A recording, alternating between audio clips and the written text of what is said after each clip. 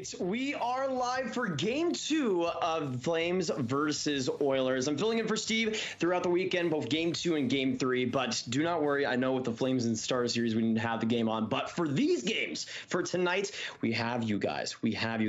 For tonight, we got Game 2, Flames versus Oilers. Last time with Steve, you guys know that game was insanity, absolutely insane. We saw a 6-9 score. I know, it was pretty nice, but with tonight, I think we could see some more fireworks with how bad these goaltenders have been so far. And there are some pretty big updates for both the Flames and the Oilers. The big thing for the Flames is Chris Tanev is still out. So he was injured in Game 6, missed Game 7 against Dallas, missed Game 1 against Edmonton. And his presence, that defensive structure, was so sorely missed in this series so far. So I think that's going to be huge for Edmonton. We also see Chris Russell for the Oilers out of the lineup with other players like Philip Broberg filling in his position, as well as Warren Foegele and Dylan Holloway coming into the lineup and making his debut tonight. So that's going to be really interesting. We have the game coming up in 7 minutes time. They have the game 20 minutes after for some reason, but we'll make do because it's going to be fantastic. But let me know in the chat. I know we got a lot of Oilers and Flames fans in here tonight. I want to know,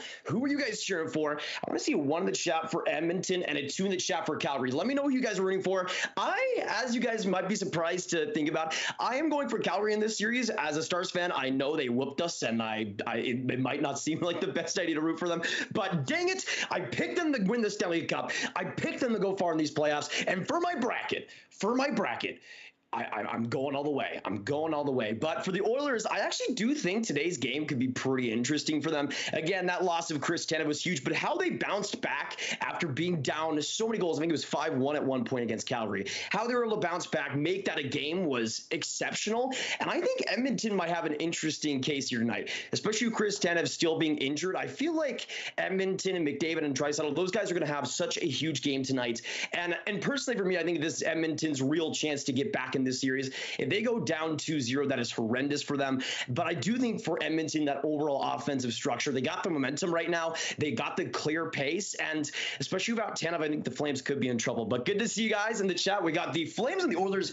jerseys in the background. And also Tampa, just give a second to Tampa, because my goodness, they were just making the Florida Panthers they're like, I don't even, they should go to jail for what they're doing against the Panthers in that series. But good to have you guys. We got Troy, we got C, and yes, we will be showing the game for this stream in Game 3. Steve is out for the weekend, so I'll be filling in the place. I'll be freaking out quite a bit, because this Battle of Alberta so far has been legendary. That Game 1 was amazing. We're going to see this series continue to be awesome. But let me also know in the chat, I got about 5 minutes to go until game time. Let me know, everybody, right now, what are your score predictions for tonight? Because we, again, saw that offensive blowout in Game 2, but do we see the same type of score? Do we see the Oilers winning this time? Let me know, Oilers or Flames, and what will the final score be? Because I'm kind of conflicted with Chris Tanev being out for the Flames and still the same goaltending being up for both teams. I have a feeling that Jacob Markstrom could be better in this game, but also with how shaky he was in that Game 1, he was awful.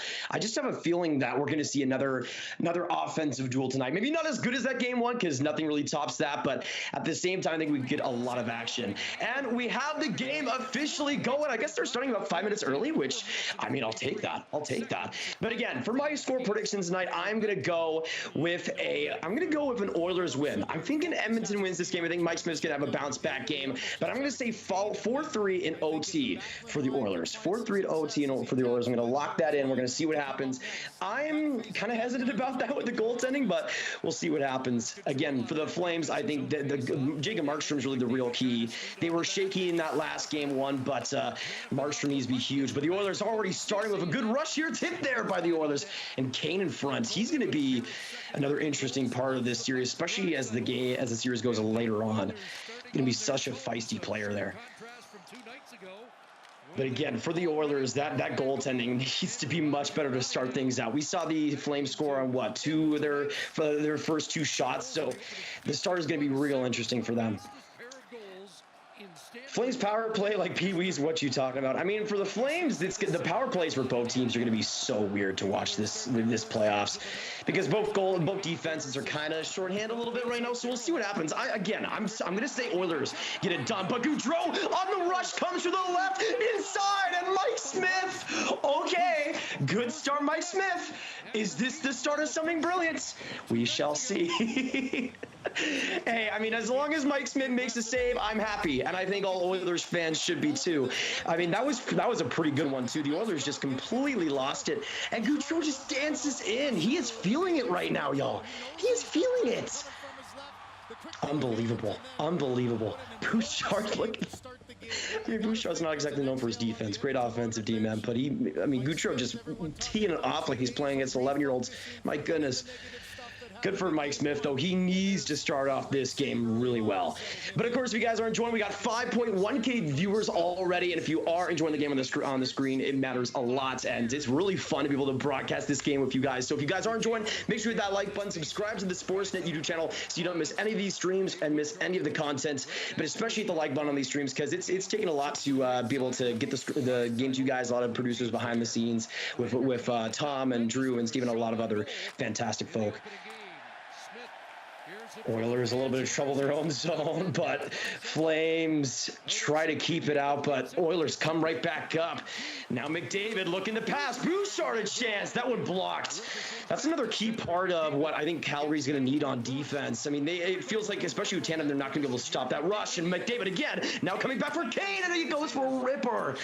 That one's just wide. Flames coming back again. This game has been awesome to start out, and of course, Battle Alberta always amazing. But game one was sweet. This game two is starting up amazingly too. So let's see if that continues. I mean, obviously, I'm hoping for a 10-15 game. Might as well keep the stakes high. But I'm also interested to see in how much physicality is going to happen in this series, because in game one we saw some big moments, but it wasn't all too consistent until the very end. So I'm really interested to see how that progresses throughout this first. Yeah, I'm going 4-3. I'm going 4-3 Edmonton, but I just have a feeling that this Calgary defense isn't going to be on its tip-top shape as without Chris Tanev. I think that's just such a huge loss for them.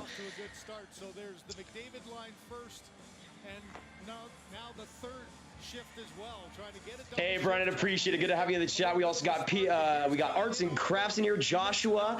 We got T. Lee saying 6-3 Oilers. Frank says 3-2 Oilers. Andrew, 2-1 Oilers. Goalies are going to have a huge redemption game. Yeah, Andrew, I mean, so far they've been pretty solid. I don't know about that, though. Maybe Jacob. I think Jacob Markstrom has the best chance of doing that. I know I said 4-3 Edmonton. Give me a break, though, because I feel like both these goaltenders are just going to be okay at best tonight. Though Jacob Markstrom, we've seen so much better from him in that Dallas series. He was great, but also you have to consider in those games he wasn't facing top quality opportunities. Dallas wasn't giving as much as they should have to them.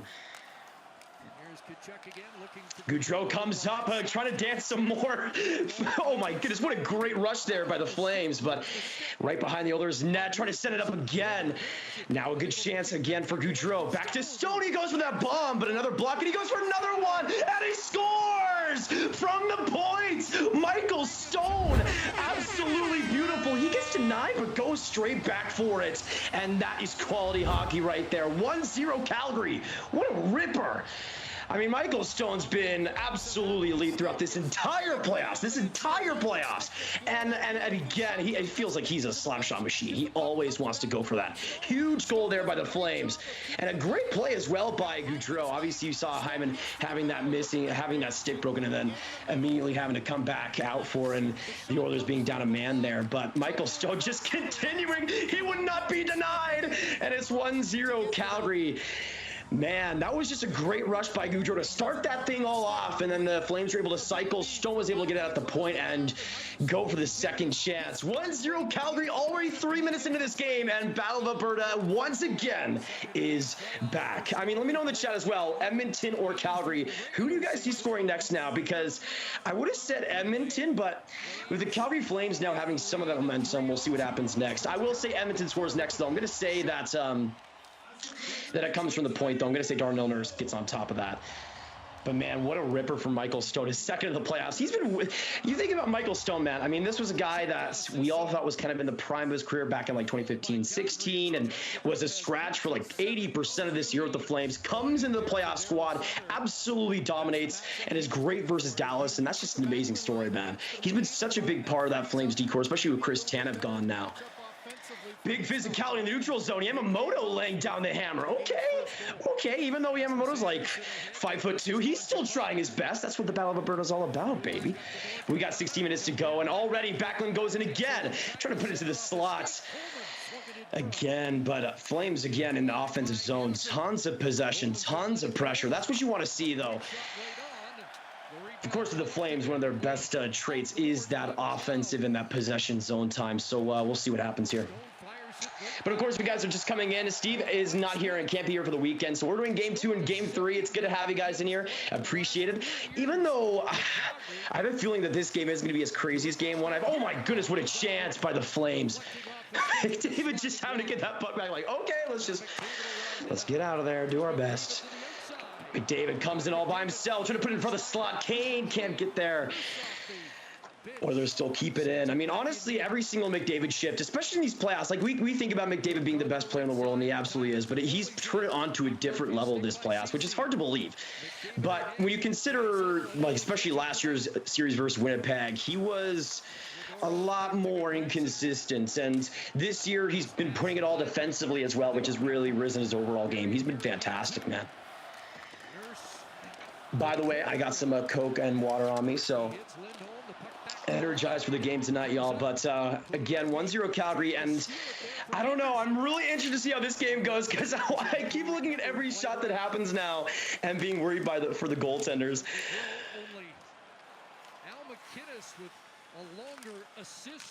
Gaudreau across, bad play there. Oilers get it out, but he comes right back in again. Goes off a couple of defensemen, still trying to get that puck. Man, Gaudreau is just destroying worlds. And in front of the net, another opportunity there for Calgary, but Oilers just by the skin of their teeth able to get it out. Oh my goodness. Gaudreau sidesteps a hit. Back in come the Flames, gloved down and held. Hey, Mike Smith save. Mike Smith save is 4th of the night. Some more physicality. That's what we want to see more, though, especially on the Oilers side. I feel like them battling back in this game. They did that in game 1. We'll see what happens. Amazingly, Matthew Tkachuk had 6 hits registered in the 8 games, and there's a big one. As you can see, man, Tkachuk. I want to see this hit again. Oh, no! He got some of his head. I might need to see that again. That was rough. That was rough, man. Tkachuk's been all over this series. So good in game 1 too. But that might get a look. That might get a look from Toronto. I just want to see I just want to see a Tkachuk and Kane fight. Oh my goodness, what a chance! And Brett Ritchie scores right off the face-off win. Calgary again starts off the game with a bang. What is this? Okay, this is the problem, because now I'm optimistic for Calgary, but I do not want to go through this again. 2-0 again for the Flames, and they start off game 2 amazingly. But after game 1, can anybody trust them? What a chance there, though, Mike Smith. Oh no.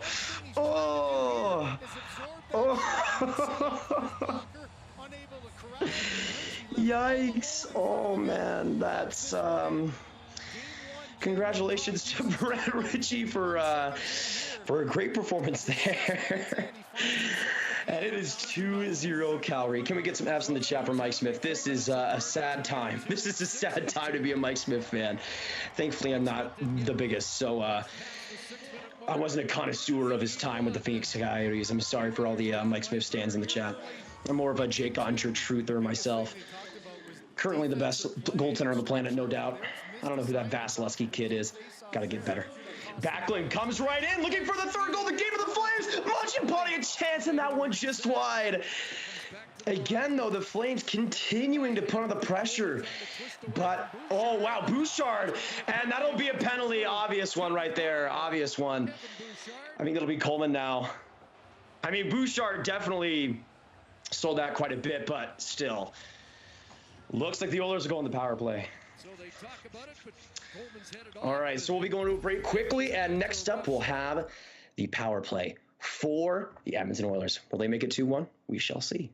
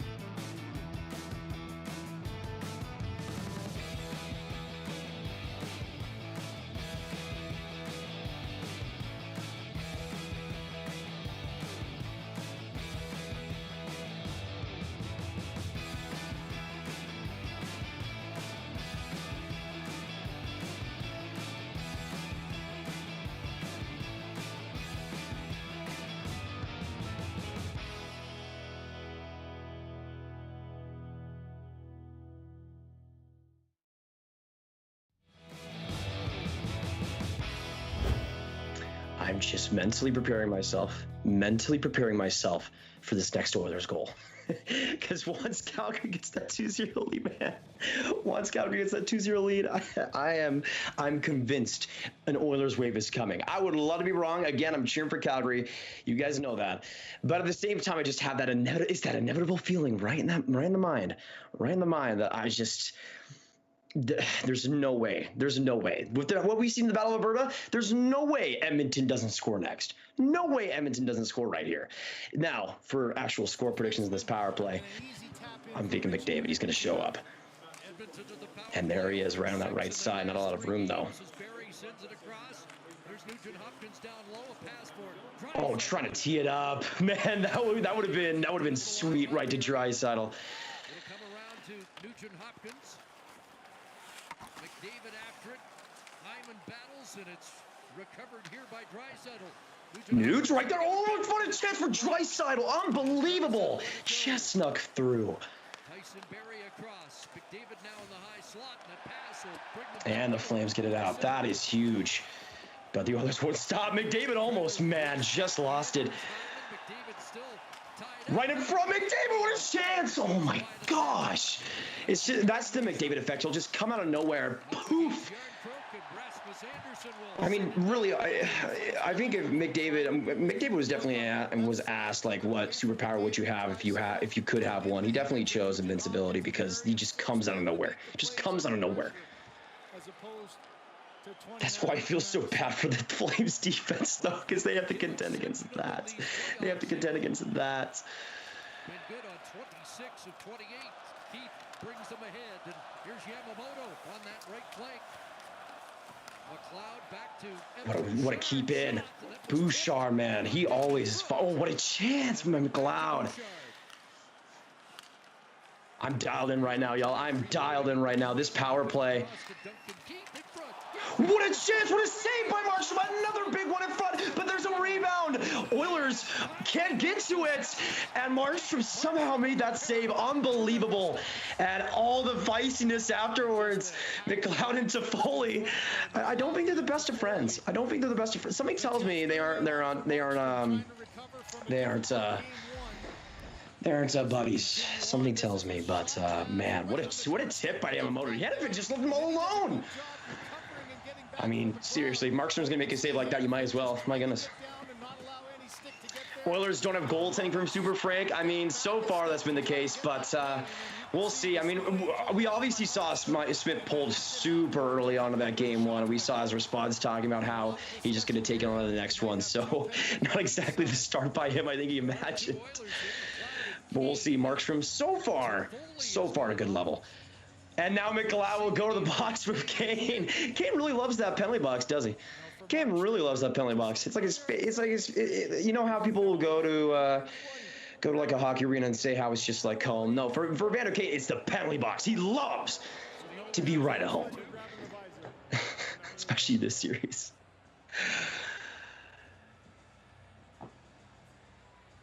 Oilers will make it 7-0. Something about that. I have to disagree. Maybe 9-0.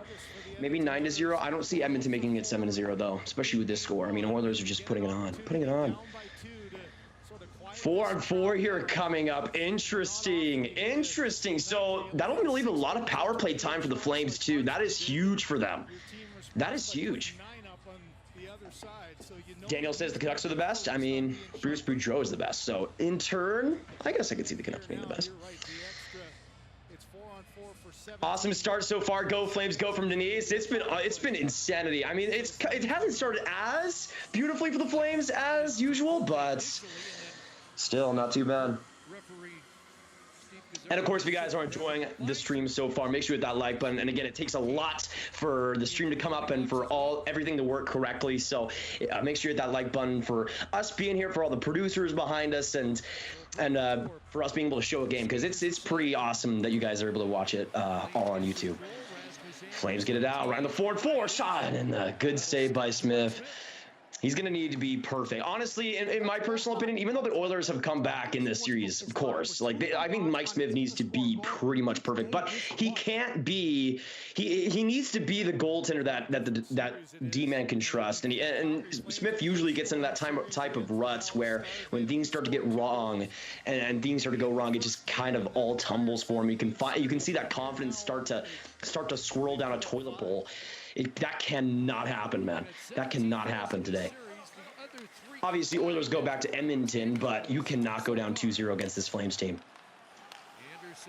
Back at the point, Flames power play begins. We'll see if they can make it 3-0, y'all. Kachuk right in, and he just sent that wide.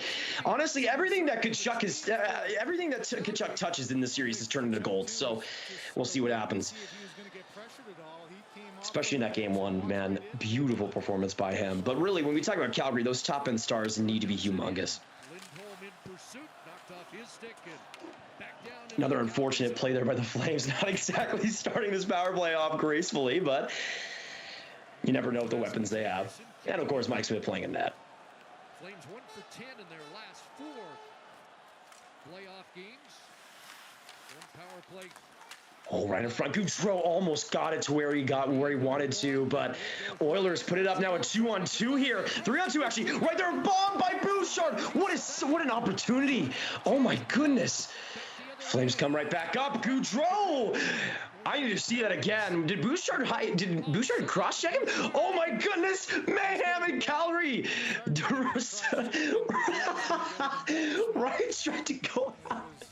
Ryan tried to go after him, and then Keith just kind of the ref just got him separated. What do we see after this? Because Gaudreau went down, and then immediately afterwards, everybody just decided to stop being friends. Guys, I thought we were all buddies. Were we not just kumbayaing? Were we not just doing that 10 minutes ago? So sad. Oh yeah, easy cross-check. Easy cross-check. Like right in Boosh, that was right in front of the net, man.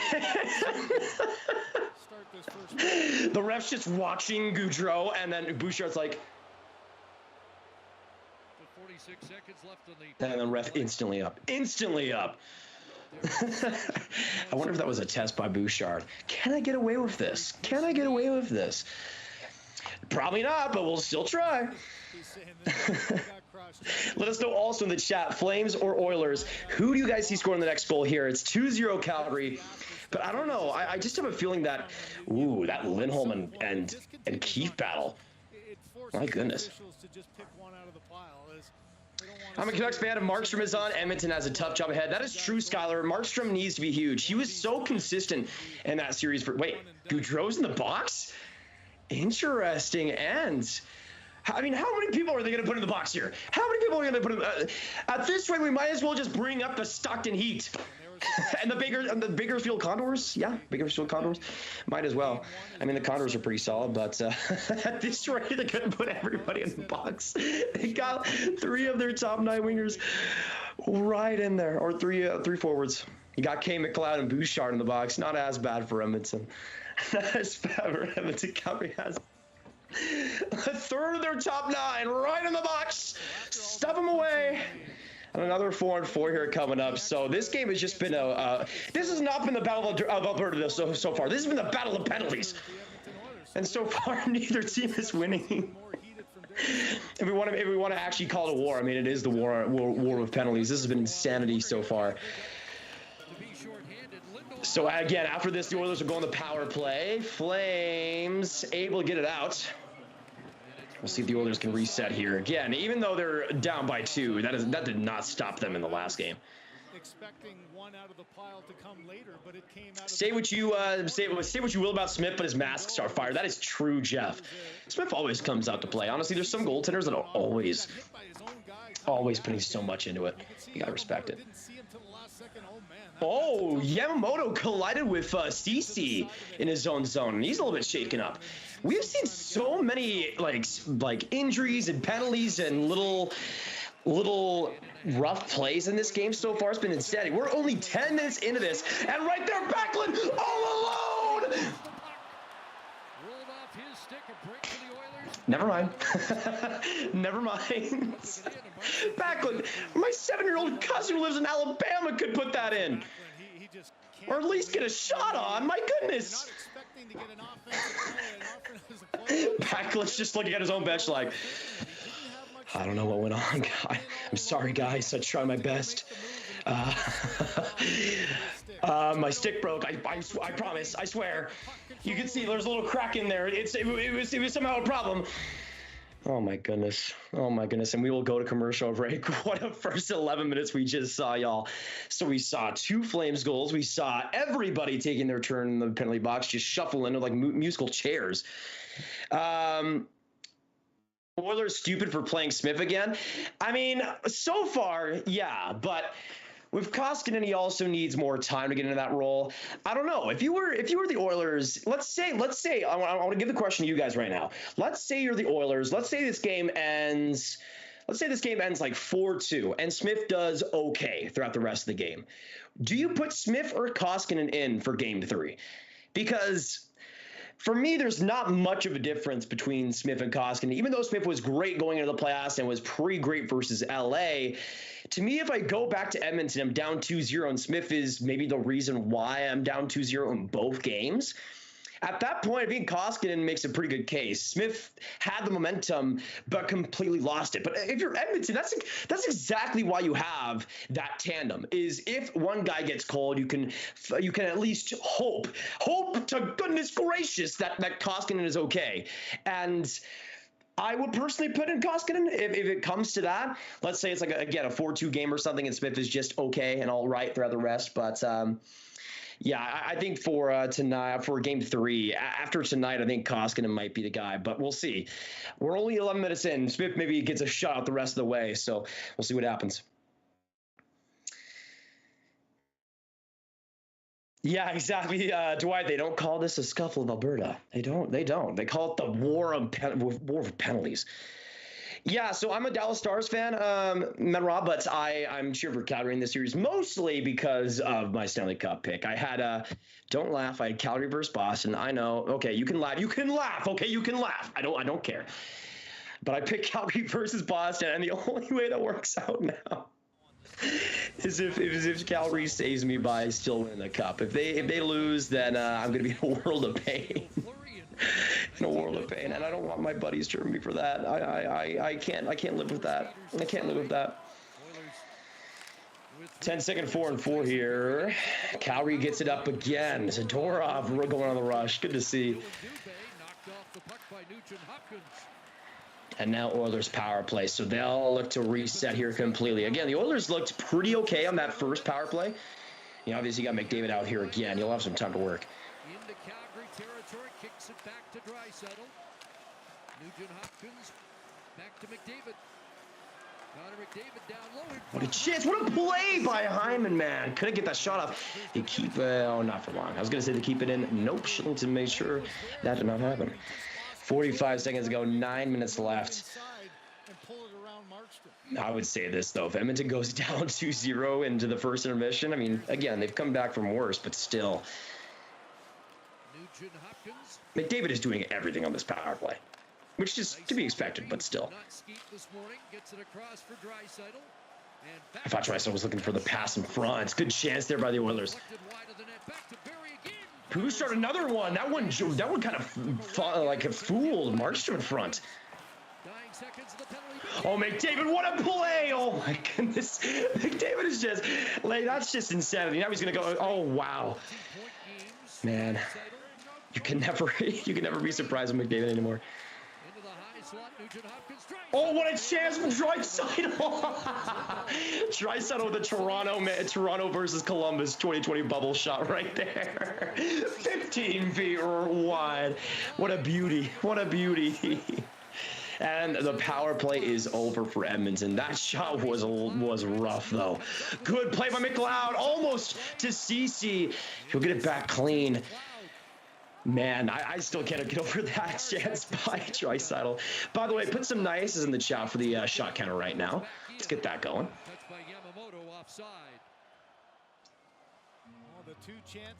And I believe that was offside. It's just a quick developing play as Hyman, the righty, kicks out here. Now he sees that Zadorov's looking back door for Draisaitl, but I want to see more big hits and big fights from Joel. I mean, I think we're bound to see that. I think it feels like for this series especially, we're going to see that later, more later in the game. the lane to the net opened up, the backhand. Let us know, though, yes or no. Do you guys want to see overtime in this game? Do you guys want to see overtime in this game? He tried to put it up and over and ended up just a little bit wide right.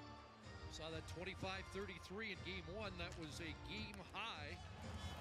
No other player played more than McDavid. You got to figure it's going to be that kind of the night again, too. The importance of this game, trying to claw yourself back. You're down by 2, and it'll be probably a high 20s for McDavid in this one. There's Backlund intercepting, Ritchie across. Oh, good rush by Lucic, the wagon himself. I always love seeing Lucic skate, man. Always love seeing Lucic skate. He's faster than you'd expect. Still an absolute tank out there. Love to see it. He was quietly good in that Dallas series. I can't even go against him. He was solid. He was pretty good. Branson for Zadorov into the middle, deflected down onto Smith. Oh, Smith. Mikey, you good? A little bit of trouble there. Oh man, McDavid. Oh, what a wow. Every single time he gets the puck now. Good play. Oh man, Kane, what was that, man? Went right into the lane. Off a leg to the inboards, and now Draisaitl's got it. Oilers a good rush here. Obviously, he's that first line, but still. Oh, what a goal! Unbelievable efforts by Connor McDavid. Set that all up.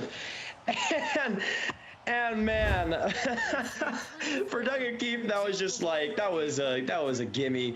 McDavid would have been absolutely destroying if he didn't score that goal. What a play, man. You could see. I was gonna mention how he was just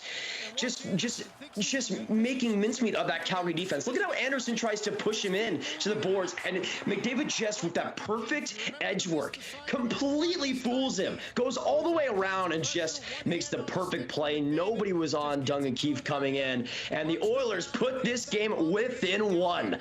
What a goal there by Edmonton, man.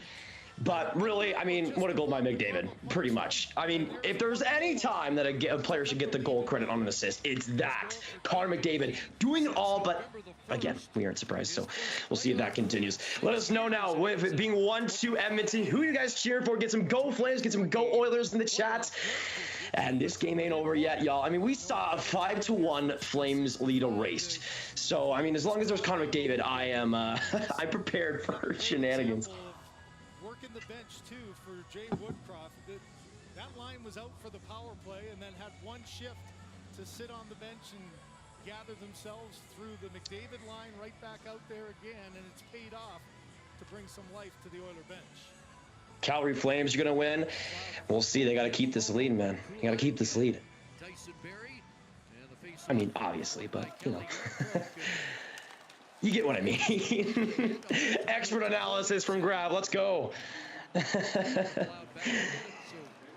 from McDavid and Draisaitl, and Connor McDavid now with 19 playoff points. Ooh, big hit on that corner, Mangiapati. I feel bad. I feel bad. Here's McLeod. But you signed up playing for an Albertan team, so. Dylan Dubé starts back. Looking for his first playoff points. Ooh, good play there by Toffoli. He's going to be really relied upon in this series, man. Really relied upon in this series. That third line especially needs to be huge. Mangiapane. Here's Mangiapane on the forecheck. Moving up to Branson in front. What a chance, man.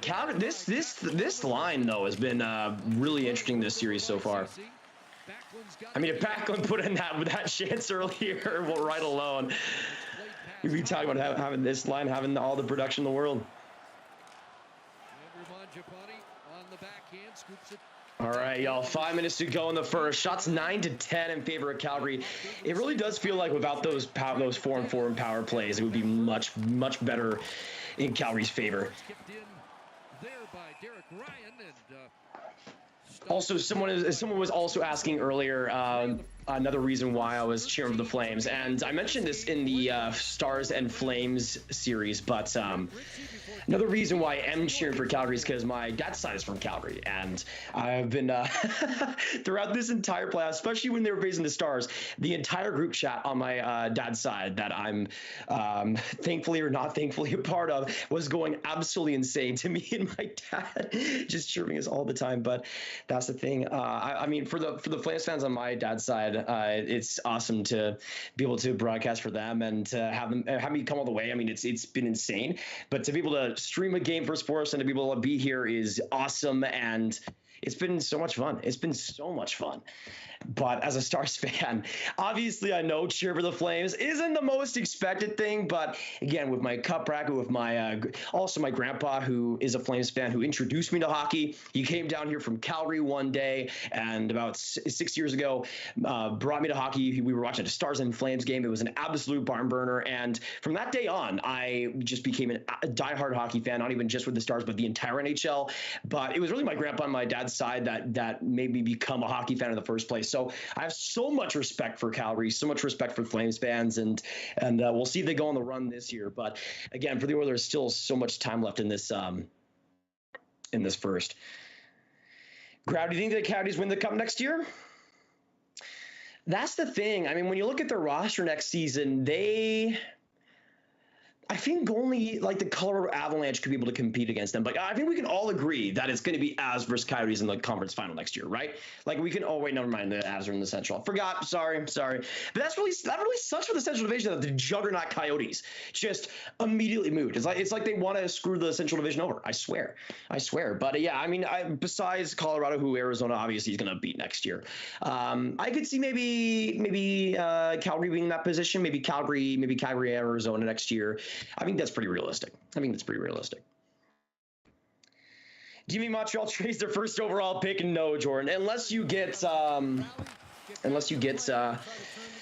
noted elite centerman Roddick Fox. I don't see a trade happening. No.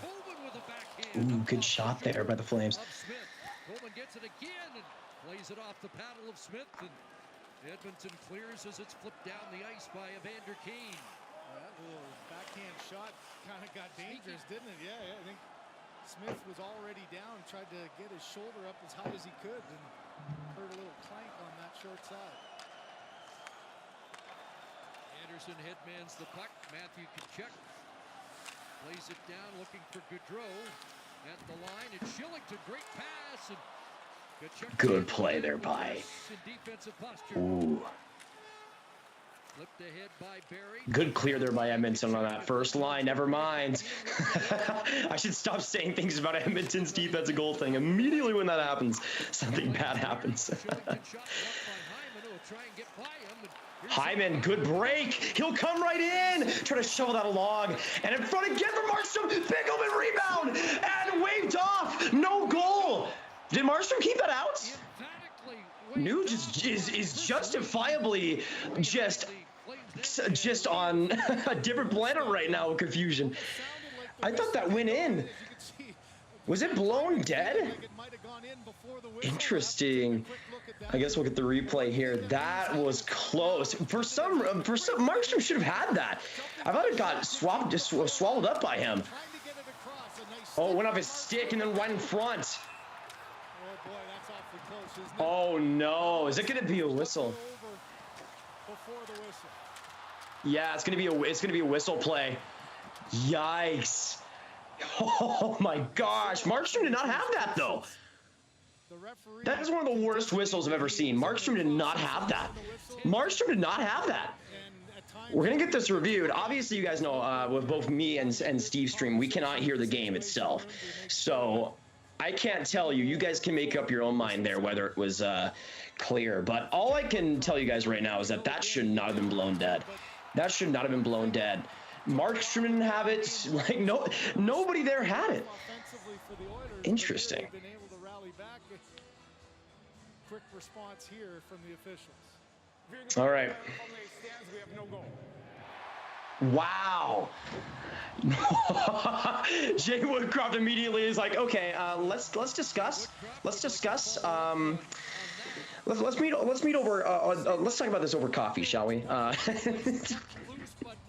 So goal is blown off. That sucks for Edmonton, man. That sucks. This game should be tied. This game should be tied. Jay Woodcroft is rightfully like, look at the play. Look at the play. My job. I need this. I need this. Markstrom didn't have it. That's incredible. Oh my gosh. I feel so bad, man. That should be a goal. That should be a goal. That's rough. Still 2-1 Calgary. I can't believe that, y'all. I can't believe that. Zach Hyman will probably be shaking his head right to the very end. He's just going to be on the bench for the next 50 minutes just shaking his head. As he probably should, man. Again, I'm cheering for Calgary, but I still want to be as neutral as I can on those type of plays. And Edmonton, I think, robbed of a goal there. But 3:32 to go. We'll see if Edmonton can tie it all up officially here next. And, of course, get some flame emojis, some Oiler top emojis in the chats. Let us know who you're rooting for, Flames or Oilers. Still a lot of game left, y'all. Still a lot of game left. But honestly, I mean, Edmonton's had a pretty okay response after going down 2-0. Not as good as last games, but you can't really get much better than game one. Able to maintain possession and hold the zone. Now Keane. He's tied up. Draisaitl follows up. Played to the line and yikes, what a bad play there. Hannafin comes right in. The D-man right in close. And Smith makes that save. Every time Smith makes a save now, man, I'm just on edge. I'm just on edge. Like, how is it going to come loose? How is it going to come loose and into the net? It always finds new ways. It always finds new ways. McDavid is worth 10 Johnny Hockeys. I mean, McDavid's worth 10 of any player. Woodcroft's still like, can we still talk about that last goal? Can we still run it back? Can we still debate that? From the wiped out goal that could have got them back on even terms. They erased a couple of 4-goal deficits in game one to get even. Here down by 2 by the 6:02 mark of the first period. And now it's a 1-goal game. Lucic off the boards, past Fogelin. Back into Edmonton territory. Kulak, who was rocked early in the period, rolls it back into the flame zone. I don't know why, but this Goodbranson and Zadorov pair is so fun to watch. Most of the time, they actually get the job done, and you're like, "Wait, what? Wait, they're actually doing their job?" I mean, okay, sure. That's actually an interesting part because during the regular season they were genuinely solid, and it's every single game I'm just waiting for that pairing to have just an awful, disastrous game. And sometimes they have bad games, but that pairing has no right being as good as it has been this year. No right. Daryl Sutter, though, in training camp's like, ooh, Goodbranson and Zadorov. I can make that work. I can make that work.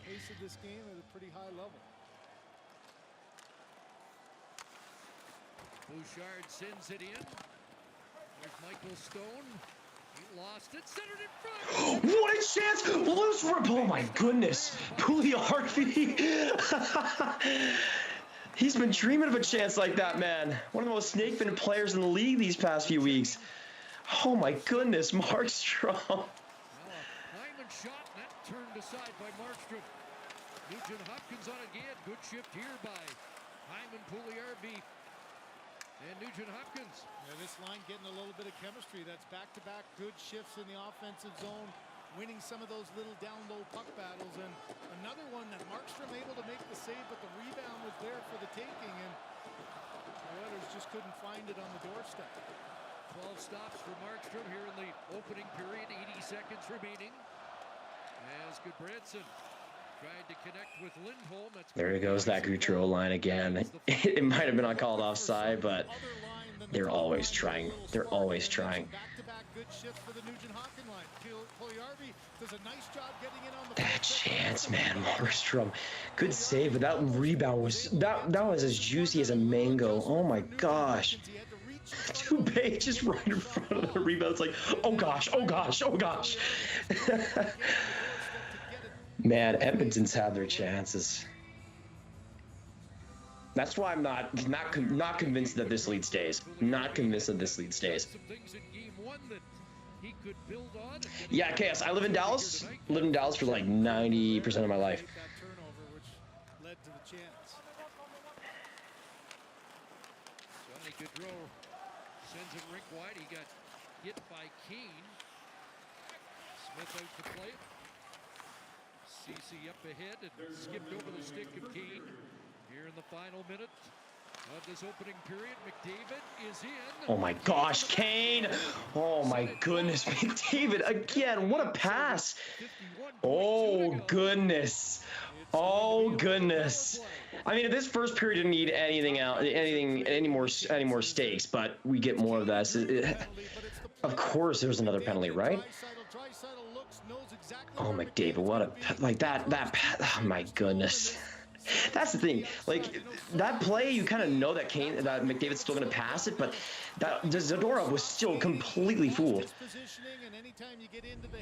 Yikes. Zadorov going to the box for hooking. I mean, I need to see that again. I'm not sure if that was... We'll see though. I mean, for maybe the refs are like, okay, we know we blew that goal back, and we know we completely blew that call. Let's give you a power play to make sure to just give you guys something. So that's a loss on the back end and something that you try to take advantage of for the power play. McDavid with the shoot in. Markstrom will play it and gave it to Draisaitl across for McDavid. Here's Nugent Hopkins returning it to the captain. McDavid tried to center it. Into the corner for Draisaitl and back to Barrie. Final dozen seconds. Draisaitl spinning away. Oh goodness, Draisaitl, what a move. What a chance. Oh my goodness. Another opportunity. Where's the puck? Where's the puck? Oilers fish it out right there, McDavid. Unbelievable, and the Oilers still keep it going. A rebound as well, but that's, oh man, period end. I thought there was going to be another penalty there for a second. I was so invested, I didn't even know what this time was. What a couple of chances there for the Oilers right at the end. Hyman getting a stick on that and then going right up in the air. I am shocked. I am genuinely shocked. The Oilers did everything but tie the game up at the end of that second, or the end of this first. That was unbelievable. Unbelievable. What a first period that was. Tons of back and forth. So much scariness with the goaltenders. And already another classic game starting here for the Battle of Alberta. We got 10,000 people in the chat. Thank you guys so much for coming in. Subscribe if you guys are new to the Sportsnet YouTube channel. Hit that like button as well if you haven't, because again, we got the game for you all throughout tonight. And we're going to be here as well for Game 3. If you don't know, Steve is out for the weekend, so I'm filling in, doing the best job I can. I know I'm freaking out. I know I'm freaking out a lot, but that's just how I am. I mean, I've never been a calm person watching games. You might be able to tell that. You might be able. Actually, I don't know if you could tell. I don't know if you could tell. That period one was brilliant. I mean, for the Flames, through I would say a good chunk, like maybe 10 minutes of that period, they were dominant in possession, dominant, especially in terms of having high danger chances. I mean, that Backlund chance that he completely whiffed on was so good. There was a couple other loose pucks right along Mike Smith at the beginning there, but right after that halfway mark, Edmonton just decided to go completely off and just cram the net with opportunities. I mean, to give credit to Jay Woodcroft too, they heavily relied on that McDavid line, but they were getting some massive results. That McDavid and Kane pairing especially was just weaving their way through the entire Flames defense. And I'm honestly shocked for this Flames team that they are going up into the first intermission up a goal. I mean, truthfully, this game should at least be tied. Like, it was 2-2 going in the first intermission. I don't think anybody would have actually been all that surprised.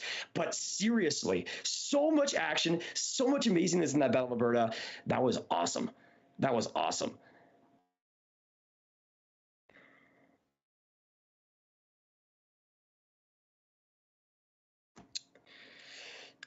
All right. So,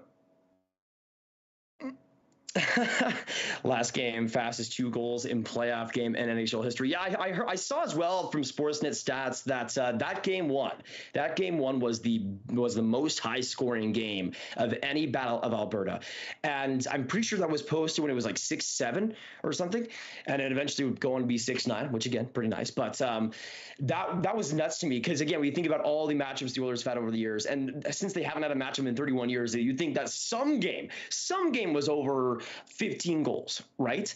But none of them have been. And that just showed how crazy and unpredictable these playoffs have been. But this first period was kind of along those same lines. The goaltenders were a little bit better in this first, but they also got bailed out a couple of times as well.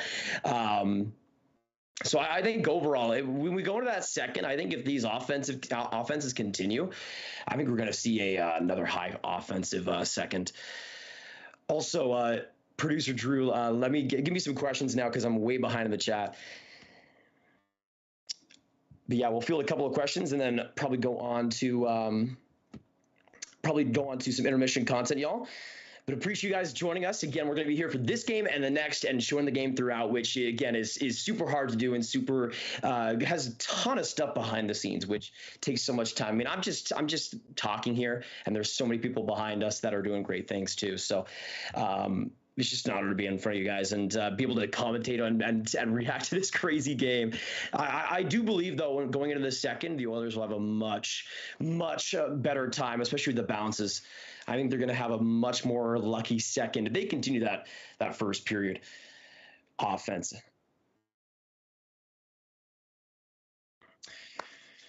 All right, so we'll meet you guys at the start of the second period. We're going to throw it to some intermission content. I'll see you guys in a bit. We'll be here for the second intermission. Do not go anywhere. Hit that like button, hit that subscribe button, and I'll be back in a little bit.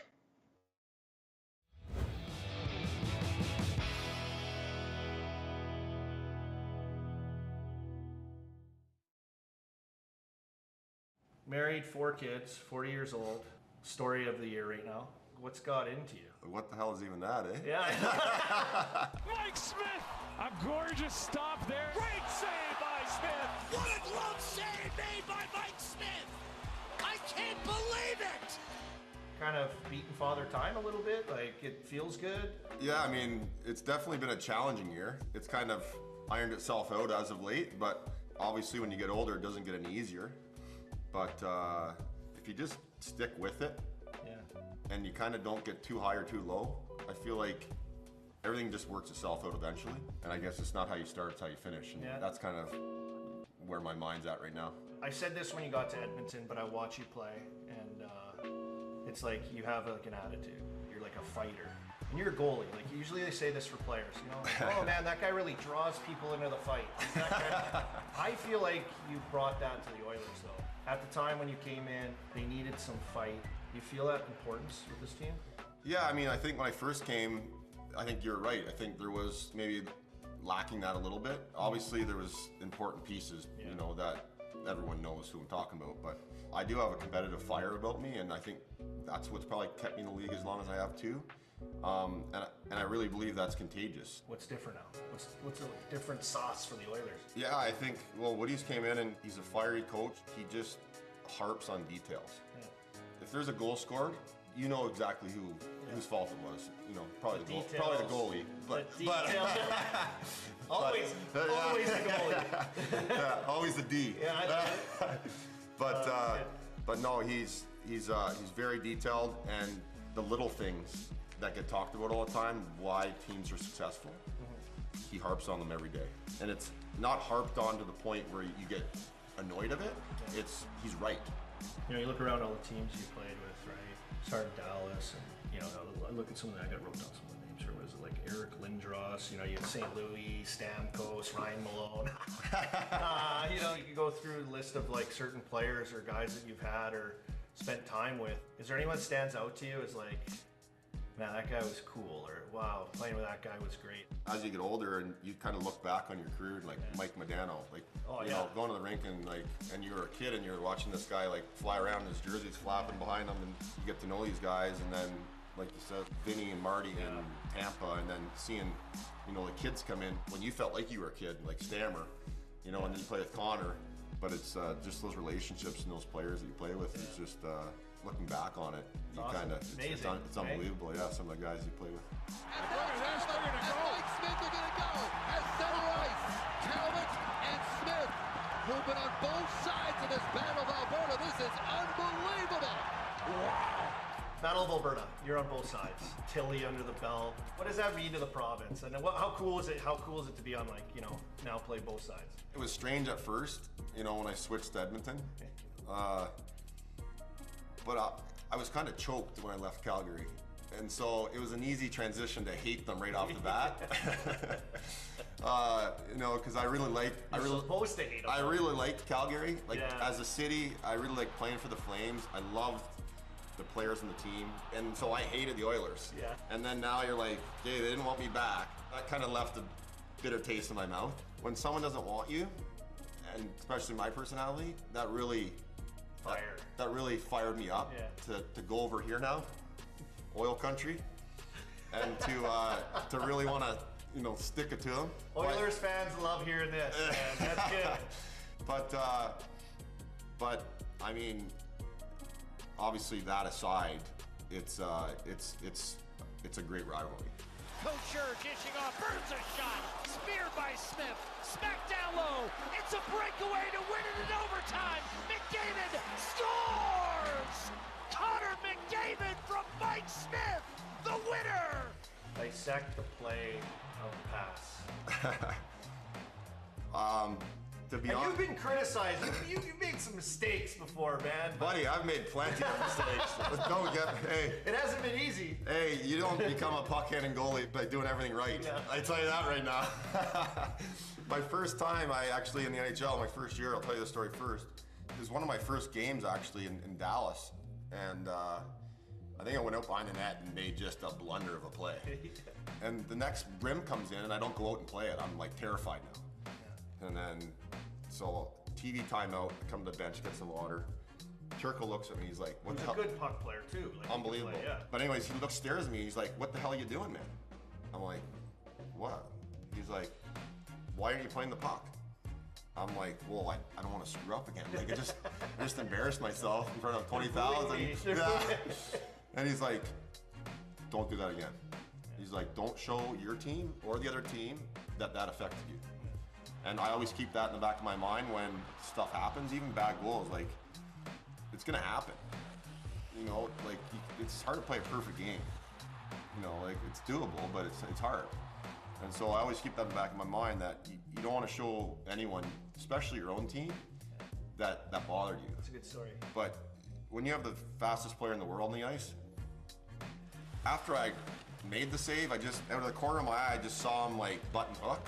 I mean, it was just an instinct kind of play, but being able to put the puck in the spot for a rocket ship, for McJesus to go into a breakaway was pretty cool. And then, you know, to see him celebrate like he did, the point and the double fist pump.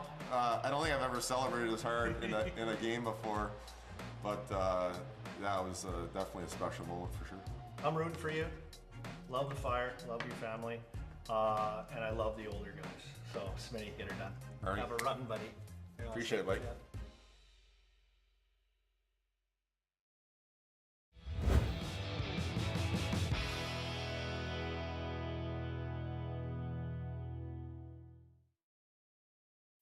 Pathetic, catastrophic, pretty dust. These are just some of the terms that this reporter was expecting to hear permeate through Leafs Nation after their team failed to advance from the first round of the playoffs for the 6th consecutive season. However, if you were to log on to popular social media websites following Game 7, you would be shocked to find an overwhelming and ubiquitous sense of optimism, clairvoyance that's rarely seen from supporters of this club. Now, as someone who spent a long time studying the modern Maple Leaf fan, I knew right away that something was up. But there was no way that this positive paradigm was applied universally to all Leaf fans. So I figured, hey, let's hop off the web, waltz on down to King Street during happy hour on a Thursday, find out once and for all, is social media the same as real life? Let's get to the bottom of it.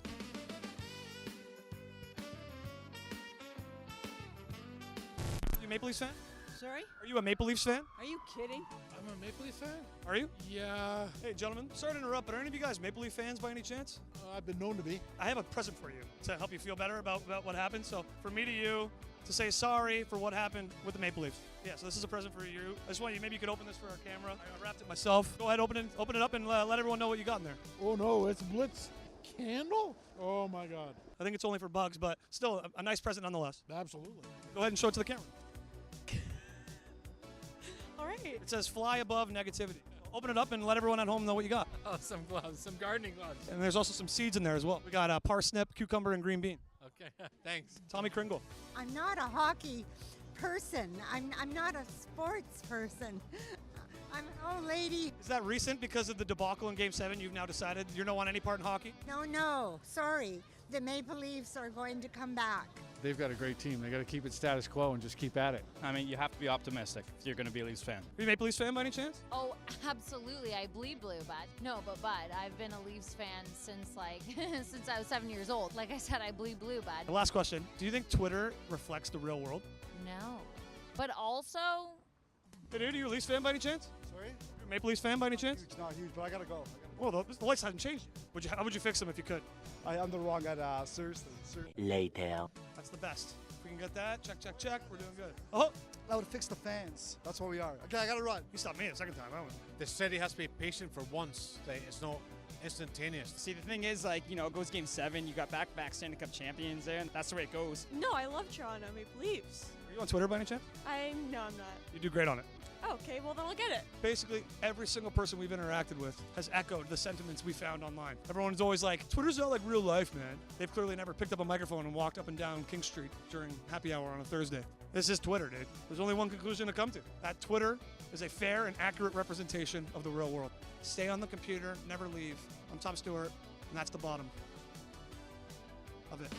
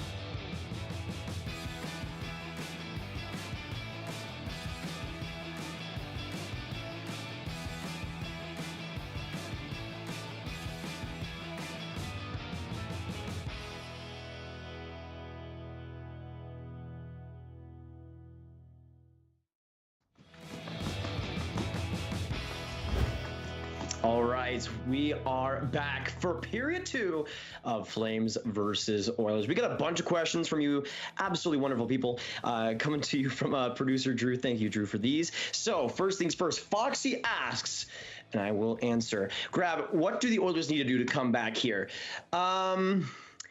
They just need to give Mike Smith a massage, make sure everything's good to go, and need to make sure that no other goals get scored, because Edmonton was playing, I thought they played a pretty good game in the second half of that first. And then immediately, I think they, with that end of the first, going into the second here, if they can keep that offensive momentum, I think they still win this game. And there was also a question as well after from Maya saying final score predictions. Earlier on, I said 4-3 Edmonton. I'm still going to stick by that. We're pretty close to that. I think Edmonton's going to have a really strong second. I think it's going to be 3-2 heading into the third after this, but I think Edmonton's going to pour it on a little bit to start out this second. I think they're going to have a solid middle frame, but I'm going to say 4-3 Oilers. Let me know in the chat down below, y'all. What are you guys predicting? It is 2-1 already for the Flames. I don't see the offense stopping for either team anytime soon, even though I do see, I do still see Smith being okay throughout the rest, but if it all rests on Mike Smith, man, that that game one was pretty much botched because of his early play. So if he isn't able to stay steady, then I think Edmonton might be done for. There was also from Max who gets the next goal. I'm saying next up is Leon Draisaitl. I have a feeling that Leon's going to get on the board. Love to see the German hockey studs playing fantastic. This time around, I think he's going to have a good goal early on in this second. Also from Muck, who's your favorite Tkachuk brother and why? That's the toughest. Let me know what you guys would go for, Brady or Matthew, because I'm actually Keith Tkachuk. It's actually like picking between my children. I love both of them so much. Brady is just that younger brother. Like, I have two younger brothers. If you have a younger brother, you know exactly who Brady Tkachuk is. Just this energetic, sometimes annoying, but annoying. You love him even if he is annoying type of brother. And he's just an absolute a great time. Matthew, on the other hand, definitely also gives off older brother energy. He, to me, though, I've loved since his OHL days. Love watching him. Such a good player, and especially this year with his amazing 100-plus point season, being absolutely terrific. I would say personally, Matthew gets the edge, but they're two of my favorite players in the NHL. Like, they're both up there for sure. Also, Jeremy, even though Steven isn't here, is he wearing pants? I'm going to say he's wearing shorts. I mean, I'm wearing shorts. I'm hoping that Steve is on the shorts gang, but let me know, shorts or pants? For the intermission questions, let us know. Because I mean, here in Texas, I don't have much of a choice, really. I mean, I wish I could rock out pants every day, but 5 minutes in, I'll just be completely toast. So I'm not going to let that happen to me. I can't die. It won't happen. I won't let it happen. And also, Steve, I got a blank Flames jersey. I really want to put Johnny Gaudreau on that one, though. Really want to put Johnny Gaudreau on that one. But we're going to start out with the second period, and we'll see if the Oilers can tie it all up to power play as well to start out this thing. Let us know in the chat who you guys see scoring the next goal, Oilers or Flames. Over 8 minutes of work. In the high slot, he'll play it back to Barry. McDavid had trouble with that, and it's Rough loss there by McDavid. And out at center. 4 Oiler forwards over 8 minutes in that first period. Draisaitl, McDavid, Nugent Hopkins, and Hyman. And from the corner, it's Zach Hyman who's got it. He also had a pair of shots on goal. Draisaitl back. Leon needs to be huge in the rest of this game. Barry knocked down in front by Anderson. And bad bounce. Good play by Backlund. One of the better penalty killers in the league. Smith, are you good? Oh, Smith, are you good? Oh my goodness. I said, Smith, are you good as a joke because it looked like he had it and then he tried to pass it out of nowhere. Oh man, I love that man so much. Love that man so much. The power play is over for Edmonton. That play by Smith, though, just... He had it, and he had his man right on the left, and then somehow still made it. Just extremely anxiety-filled. Hopkins is going to come off, and then the puck comes right to him. You just can't do that. Oh, is that too many men? Oh my goodness, Edmonton. Guys, you're trying to get back in this game. I have faith in you guys. My faith is getting cut off right now. That is so bad, especially with how many shots Edmonton already had at the start of this second. But will the Flames get a 2-goal lead for the second time in tonight's game? Let's find out here, y'all. Hit that like button, subscribe, and we'll see what the Flames can do if the Oilers go out with too many men. Well, starting off not much, I guess. And yeah, if the Flames could get a shot on their power play, that would be preferable. It'll be okay.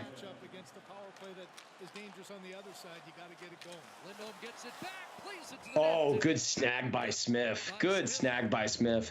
Interesting play, but again, not what you want to set up. But they do get the offensive zone face-off, which is huge. That's such a rough blow for Edmonton, man. Even if this is like, that's one of the things that I've noticed a lot in these playoffs is that the power plays have shifted momentum so much, and there's been so many of them too. But for the Oilers, even if they get out of this, you'd like to see that, but the momentum is such a big part of things, and the Oilers were having all of it. Anderson now on that left flank, watched by McLeod. Toffoli wanted a penalty there on Nurse as he broke his stick with a cross check right on his arm. And that is Nurse without Q at the moment. And Gaudreau moving in on Darnell Nurse. Broken stick here for Nurse. He's just trying to lay out. What an opportunity in front! And they score! Tyler Toffoli, producer Rob's favorites. And the Flames get on the board of the power play. They finally get another shot. And it is 3-1 Calgary. That's what I'm saying, though. They don't even kill it off. All the momentum now is off of Edmonton's side. What a play, though, in front by Calgary and Toffoli. In perfect position to make that go. That was awful. Once Nurse had that stick go off him, it was just chaos. It was just chaos. Yamamoto tried to give it to him, but he just could not. Oh, also Lindholm putting the stick away. What a play by Lindholm, just sweeping the stick and also putting it right in front of Toffoli. 3-1 Calgary, and there it is. What a start to the second for the Flames. Whoa. What happened with Toffoli? Did one of the Oilers stick him? Interesting. Good shucks going. Yikes. Nurse high sticking Toffoli, and we'll see a 4-4. That was awful, man. That was awful. So Nurse held out his stick, and Toffoli got the bad end of it as he was celebrating. This game has gotten weird. Like, this game has gotten so weird. So many weird, just unusual plays. I gotta say, though, that is a dang it, y'all. That is a dang it. And then afterwards, we see Tkachuk going after the Oilers as they come out. That happened after the high stick by Nurse. And then Nurse is just like, okay. 4-4 here coming up. We'll see if the Oilers can get back in this, but the Flames already starting out. What a chance. Oh, my goodness. Edmonton's got to lock this up, man. Calgary is really, really getting the hot starts. No pun intended. I'm sorry.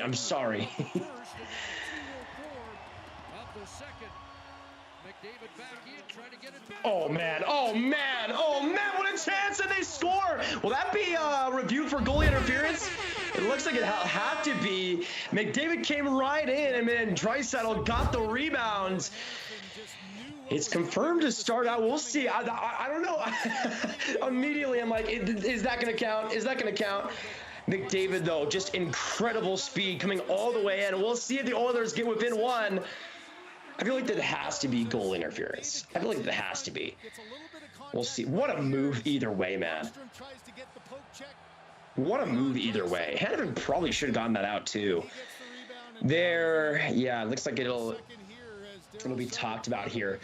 This would be huge for the Oilers. So, man, that's the thing. It all happened in like a split second. McDavid, out of nowhere, comes right in, and immediately Draisaitl puts in the tip. I couldn't even react to it almost.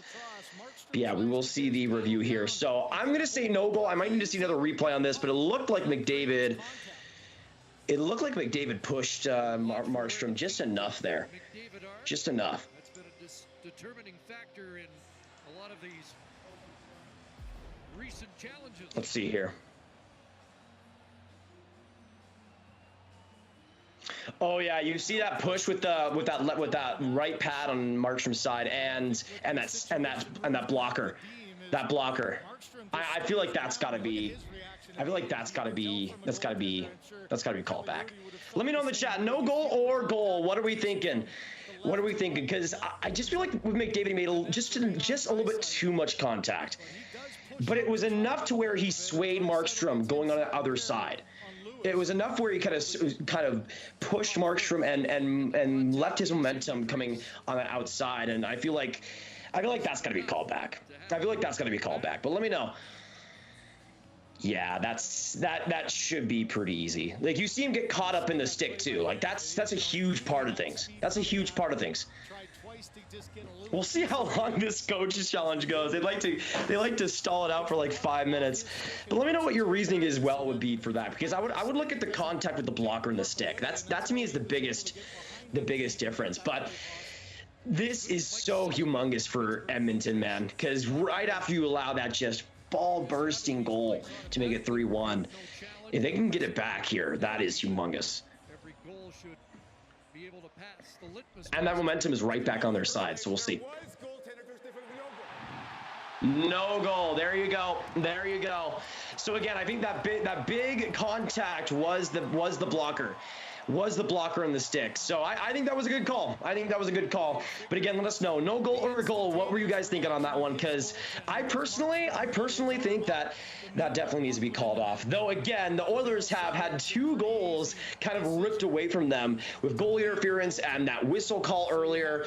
So it's not exactly going well for Jay Woodcroft in the game. Oh man, I feel bad. But again, that was goal interference. That was goal interference. So again, still 3-1 Calgary, but a lot of time left. We've already seen 4 goals in just over a period.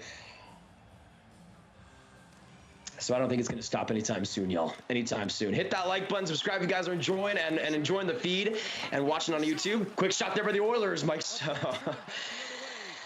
Jacob Markstrom just getting to it. Backlund, great rush, a rebound there. Thankfully, Bouchard. Mike Smith is a national treasure, man. Always makes these games interesting. Tri-Saddle trying to make it interesting too. My goodness. Tri-Saddle cross. McDavid now in. Oh, what a play! McDavid right in front, and he scores! Oh my goodness! Put it on the highlight reel. Put it on the highlight reel right now. Right now. That is unbelievable. Unbelievable. Connor McDavid has gone from not human to literally some alien. Just, this is insanity. This is insanity. Unbelievable series. Unbelievable series versus LA. And that move. Markstrom, you might as well retire, man. I know you're still good, but you might as well retire after that one. Connor McDavid, folks, 5 goals in his last 5 games. Are you kidding me? Are you kidding me? Even though the Oilers have had 2 goals, not just one, 2 goals with the goal interference and that whistle call, Connor McDavid does not care, man. He's still, every single shift is going to make this a game. I mean, Steve put it perfectly in that Game 1 stream. Every game with Connor McDavid is still a game, no matter what.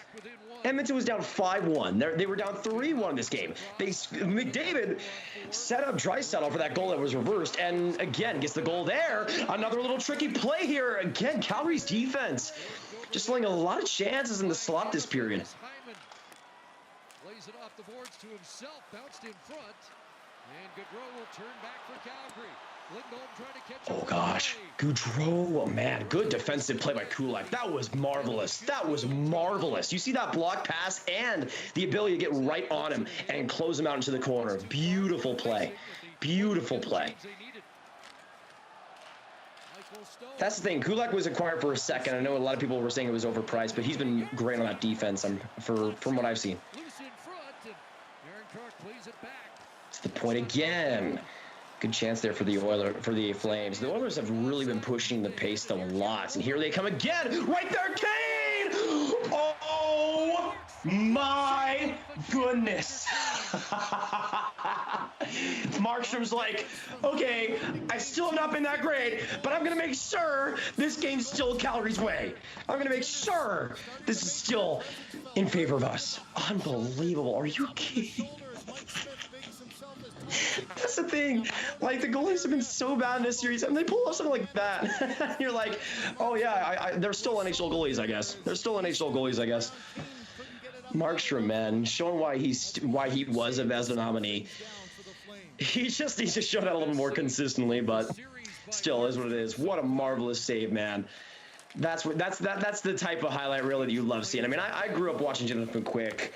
I love when goalies make things entertaining.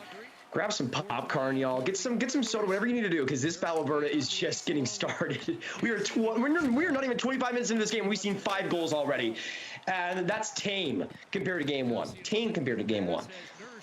Oilers looking for another, trying to tie this game all up, but Nurse, rough play. Hit there by Lucic, who sized up Archibald, who's thrown his weight around as well. Out at center, Cassian. I'm enjoying this so much right now. I'm enjoying this so much. If you guys are enjoying, hit that like button, subscribe. We're getting icing there against Edmonton. It's the Battle Alberta, man. There's nothing like it. Some of the best hockey you will ever see, and especially in the playoffs, second round, we have been treated. Like, just look at that. Look at that. Every single second that we watch Connor McDavid, we need to appreciate. Every millisecond, for heaven's sakes.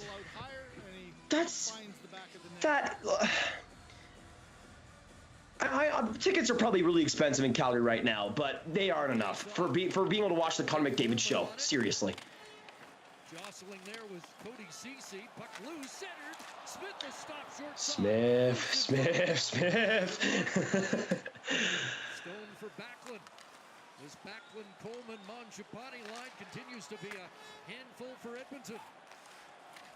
Backlund tacked along the boards, in behind the net. It's played back to the line for Stone. Mangiapane sent it across. Cassian couldn't get a stick on it. CC, you good? that Roop out there for Edmonton, a little bit of trouble. That icing created that opportunity for the Backlund line, and they almost took advantage of it.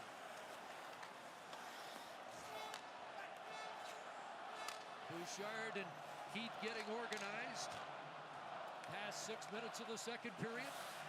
Here's Leon Draisaitl. That McDavid line, what are they going to do? What are they going to do this time? What are they going to do this time? Almost. He'll cycle it back towards McDavid. 97. Try to get away. I'm just waiting now. I'm just waiting now. Picked up there by Hannafin. Got it to Keith, trying to return it. And wow. Okay. Flames get it out. Color me shocked. Still, though, they dominated that possession. That's the thing. Even if that first line doesn't do anything, they still find a way to. Oh wow, Kane going right down on somebody. I didn't see that. I didn't see what happened before that. Huge collision there in the Oilers zone. Wayne Gretzky and the like. Daryl Sutter saying, "Boy, the game's called now, and the speed of the game, that's just not possible anymore." No, you would have been riding the guy the whole way, holding him the whole way, and get away with it. Oh my gosh. Oh man, what a good opportunity there for Dubé. The Flames need Joe Pavelski for that, though. There's Toffoli, whose goal's the difference in this one. Knocked down, got tangled up with McLeod. Goodbranson. Both goalies have been tending the goal quite risky tonight. And the former Los Angeles King comes up with it behind the Oiler net, knocked off his stick, and there's Kulak with an outlet. Knocked down was Fogle. Kept in by Stone. Stone, he's going to want to clap that. Now behind the net. Oh, man. I'm shocked that Stone didn't go for a clapper right behind the net. No matter where it might be, he always is clapping. He's always clapping. Don't take that out of context. 8 minutes into the second period, it'll be held in at the line. This is a PG family-friendly stream. Ooh, good play, but good play Backlund. Good play, man. Hyman had the edge on him, but still he was able to box him out. Anderson's on the move. He'll flip it in on. Yeah, and as producer Drew is putting in the chat, dang, oh my goodness, Mike Smith, stop this, man. Stop this right now, dude. You are not cut out for this game. You are not cut out for this game right now, man. You cannot be playing the puck every 5 seconds, dude. Chill out. Chill out. I was going to say, producer Drew put it on the pinned comments, go to the Sportsnet, shop Sportsnet, and put Dangle BOA for 50% off your order. Very good deal, y'all. You won't want to miss it. You won't want to miss it. Nugent Hopkins there for the Oilers. And now Darnell Nurse going to move it ahead. Pugliarvi tied up by Goodbranson. Oilers pinned and a deflection. Goes Lindholm, swung it wide. Man, A lot of perimeter shots by the Flames, but they again, that's the thing for Calgary. This is Mike Smith we're talking about. So those sharp angle chances, they're way more likely to go in on Smith, and they make it way more interesting because he's been leaking rebounds so much throughout tonight and really this entire series. But the Flames have been piling it on. Unable to get that return pass. Bouchard will fire it in. An eye-high glove stop by Markstrom, and he's going to... And we'll see a stoppage there. Man, we're not even halfway through this game. All right, so we are going to be going to break here. Flames and Oilers will be right back. Still, Flames with the 3-2 lead. Oilers are hunting, though. Oilers are hunting. We'll see if they can tie it all up. We'll see you guys in a few minutes' time. We'll be right back.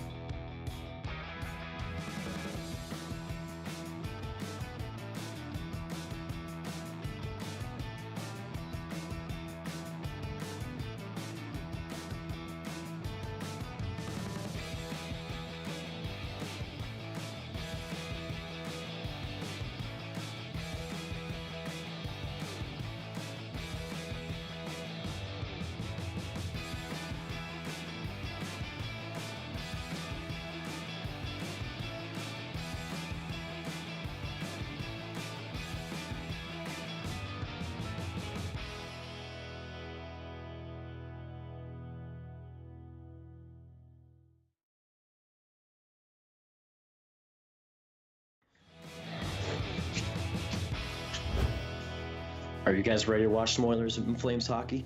Because I'm ready to watch some Oilers and Flames hockey. We've already seen so much tonight.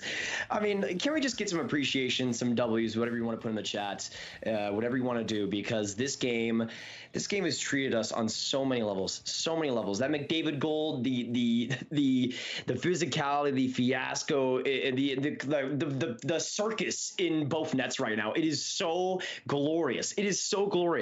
Like, I think everybody in this chat, like we are to get this game for free on YouTube is insanity. We are being blessed tonight. We'll see what happens next. I still think the Oilers are going to score this next goal, though. Let me know. Oilers or Flames? Do the Oilers make it 3-3 or Flames make it 4-2? I'm putting money on the Oilers tying it. The Flames have had a couple of good chances recently, but I still see Oilers coming back. Dubé's trying to break up that prediction 5 seconds later. Gosh, thank you, man.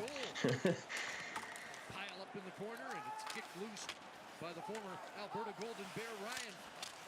The Foley on it. Ryan breaks that up. Played to the line, but not out. Yarncroke, and that shot whistled wide. Kept in by Goodbranson. Toffoli, what a chance! Oh my gosh, he was right there. Did the goal light go off? Man, that's a Foley chance. Unbelievable.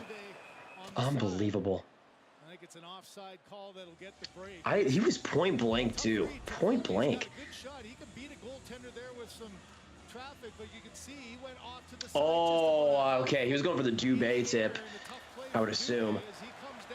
He's had a couple of tip opportunities in this second, man. But that's what I'm saying. The Flames need to acquire Joe Pavelski. I mean, it's not possible, but I mean, the Flames need to make a new rule to make it happen. Because they'd be up like 6-1 right now. And yes, Joe Pavelski would have stopped Connor McDavid.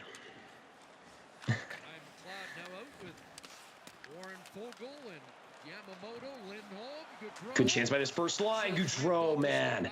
Another missed shot.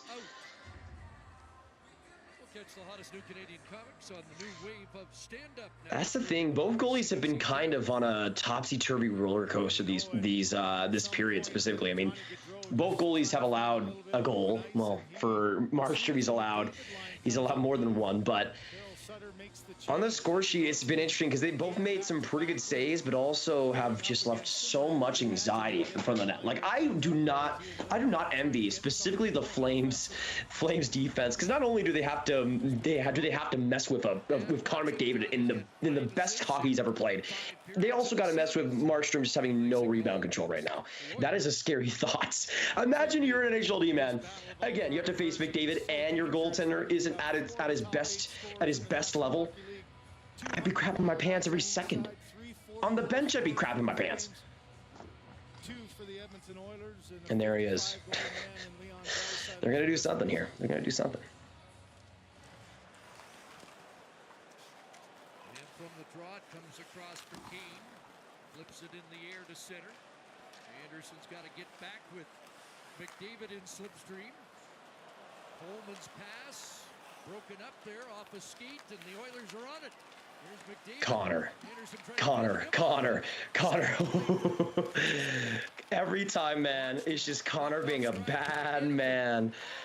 Oh, man. Even though nothing resulted on that play, still. Ooh, good play by the Oilers D-line.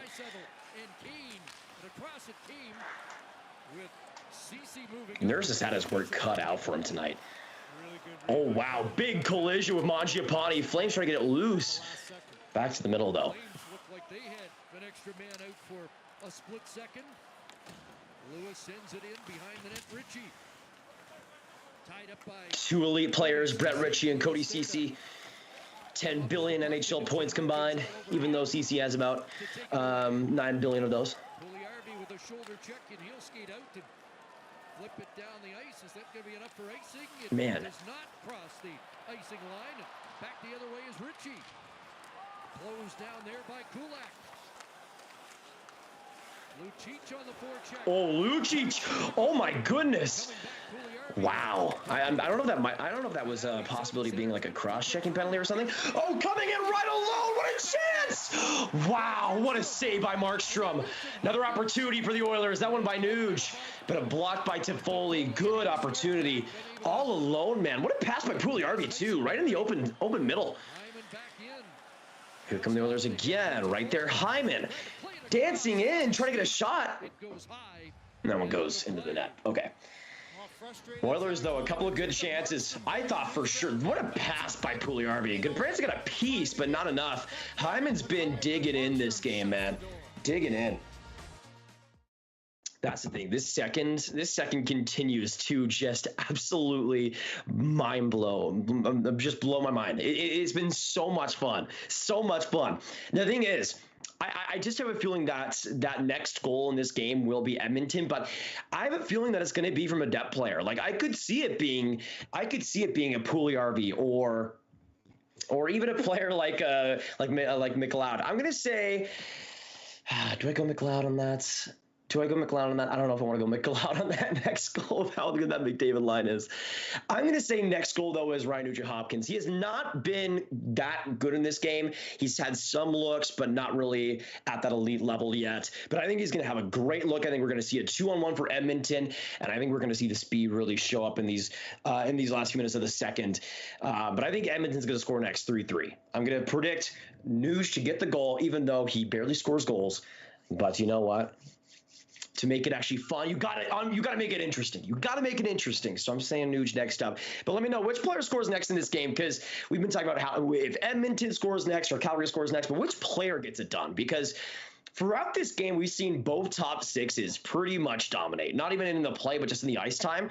Calgary's top six, especially that first line of Tkachuk, Lindholm, and Gaudreau has been dominating the ice time. And for Edmonton, of course, McDavid's line is the top one. But I don't know. I just have a feeling that the middle six for Edmonton's going to get it done, but there's still so much time left. Both teams are dynamic and cause chaos in the offensive zone. Fun watch. That is true, LA. That's the thing. I mean, as a Stars fan, I see this Flames team, and they are playing so much more entertaining hockey against Edmonton, and that just makes me a little more sad because as a Stars fan, I'm just like, can we have done something against Edmonton? But Calgary is playing so much better under them, and I think it's the fact that they get to shoot. This is the thing: the fact that or that Calgary gets to shoot on Mike Smith, I think just instantly raises their confidence. The fact that they are not shooting against Jake Onter is the best news they could have ever gotten. So I think that's definitely improved their morale.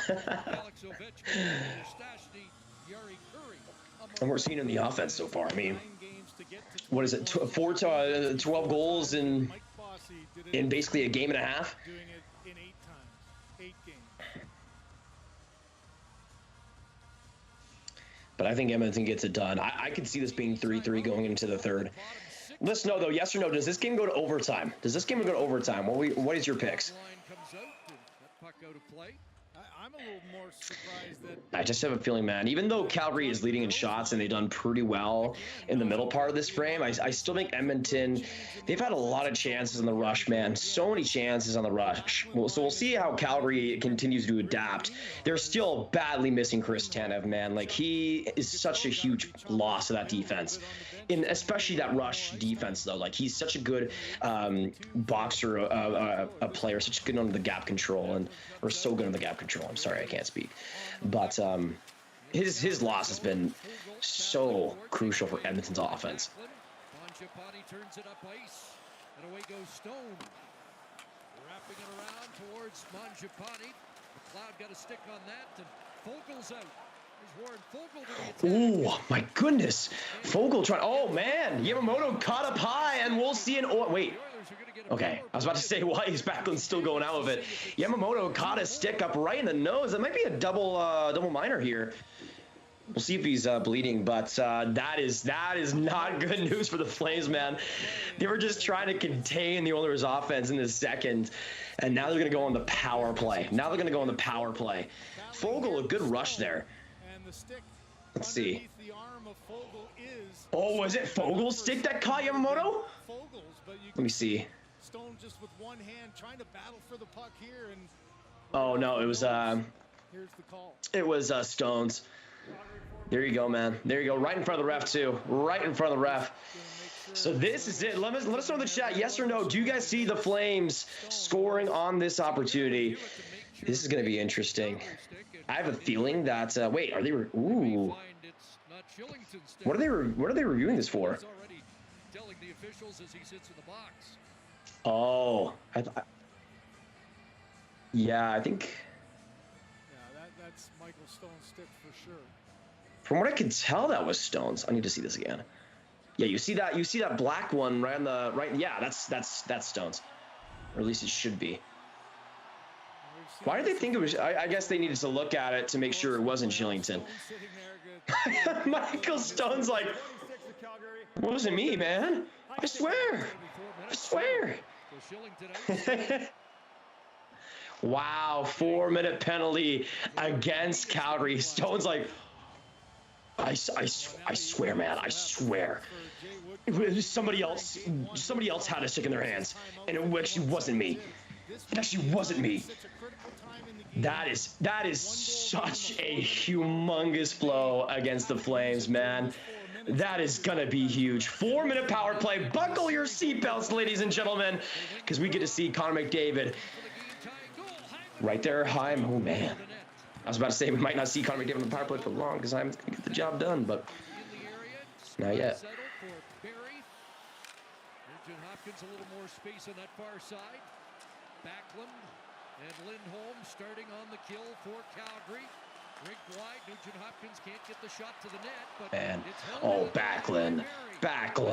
Oh man, you gotta get that out. And now McDavid going to the net. McDavid centers back for a drive. Man. McDavid steers that on the backhand to Draisaitl, lost it, kept in by Barrie. And now McDavid on this near side, able to. Okay, I was about to say McDavid got out. If McDavid still got the puck out of that, I would have been mystified. 3 more minutes to go. Still a lot of time for this Oilers power play to cook, but can't be too nonchalant about it. Got to tie this game up now. So out comes Coleman. along with Lewis and Yamamoto, McLeod, Kane, Bouchard, and Keith for Edmonton. Yikes. Yikes. You can just tell which unit has Connor McDavid and which one doesn't. But they just didn't have any speed. They didn't come up in the same lane and able to get the dump in. That one looked offside to me, too. Offside waved, and the puck to the line, and off the stick, and Bouchard and out. Duncan Keith quickly headmans the puck, and McLeod back in. Here's Keane giving it back to McLeod. Bouchard back behind the net. McLeod lets it go for Kane. Keith, who has a goal tonight. Bouchard scores! Bouchard, what a clapper! Man, he was trying to uncork that a lot in this game. Bouchard, one of the most underrated shots in the league, honestly. And he drills that. Oh my gosh! Half a second later, after the shot, instantly in. I think there was traffic in front too. Unbelievable. There wasn't even that much. There wasn't even that much. Look at this shot. He's given all that room to walk in, and he just blows it by the arm. Hard there for Coleman to get, or do they rather to get in and try to get to his man, and Markstrom frozen. I don't know what kind of things Jacob Markstrom has done in his life, but I wouldn't wish that shot upon my worst enemy. Unbelievable. And still, Oilers with some time on the power play here. Connor McDavid right in front. Oh my gosh, man. Is that gonna be a penalty, or I guess not? Oh my gosh, man. Oh my gosh. I'm still recovering from that Evan Bouchard goal, and everybody's going at it now. Ref's got Hyman net. Mangiapane in a headlock right now. Mangiapane's like a foot smaller than Hyman, it looks like, but he's still getting right in it. 4:40 left in the second, y'all. This second has been unbelievable. 3-3 tied game, battle of Alberta. This is what it is all about. That puck got behind. Look at Markstrom's not quite sure it gets it into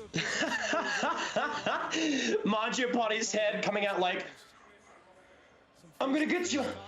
I'm gonna get you. You better watch out, Zachary. I'm gonna get you. Like the little brother.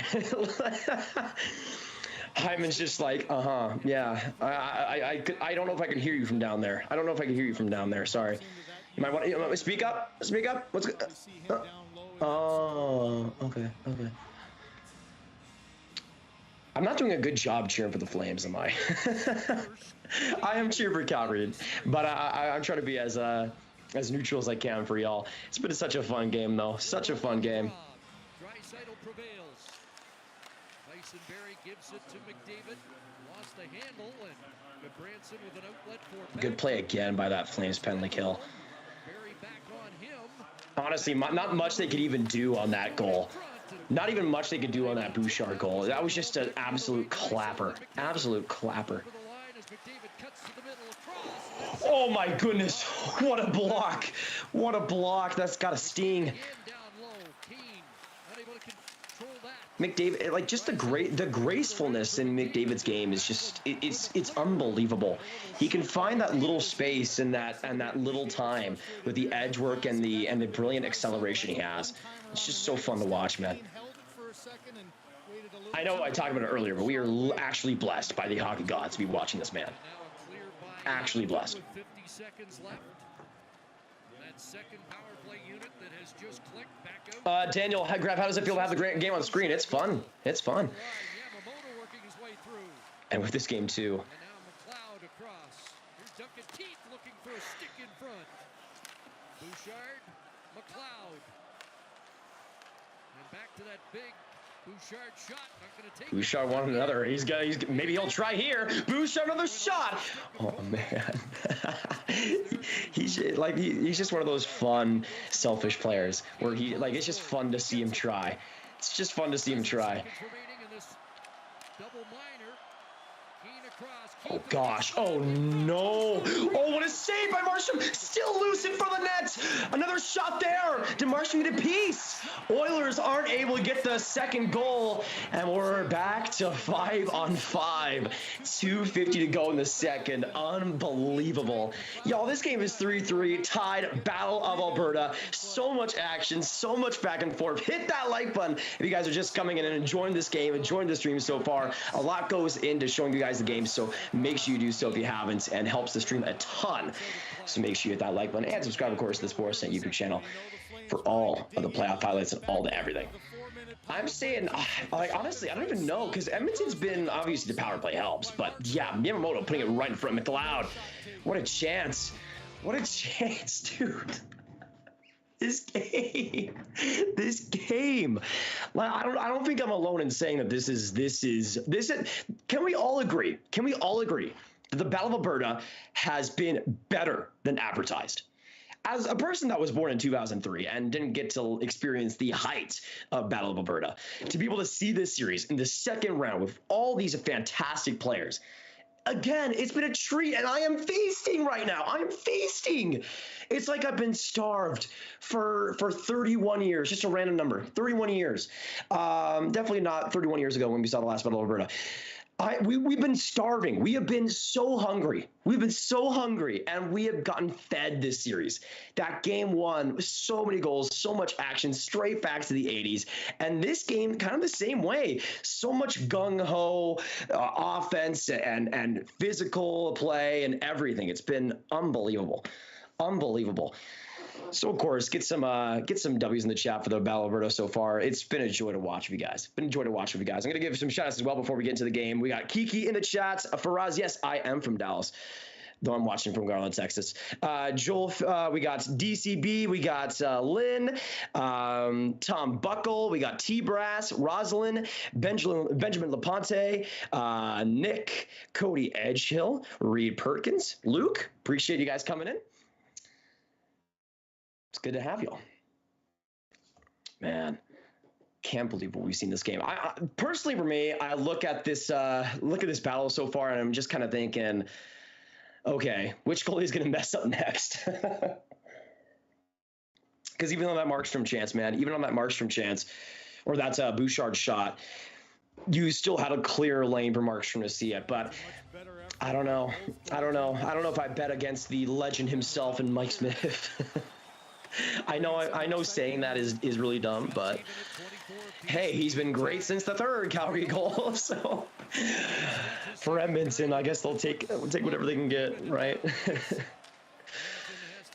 By the way, I will say this, my 4-3 Edmonton prediction is kind of looking good, y'all. Kind of looking good. Let me know in the chat, what are your predictions for the rest of this game? What will the final score be as well? And I'm just saying. Grav might be correct. Maybe. Oh, gosh. Oh, no. Oh.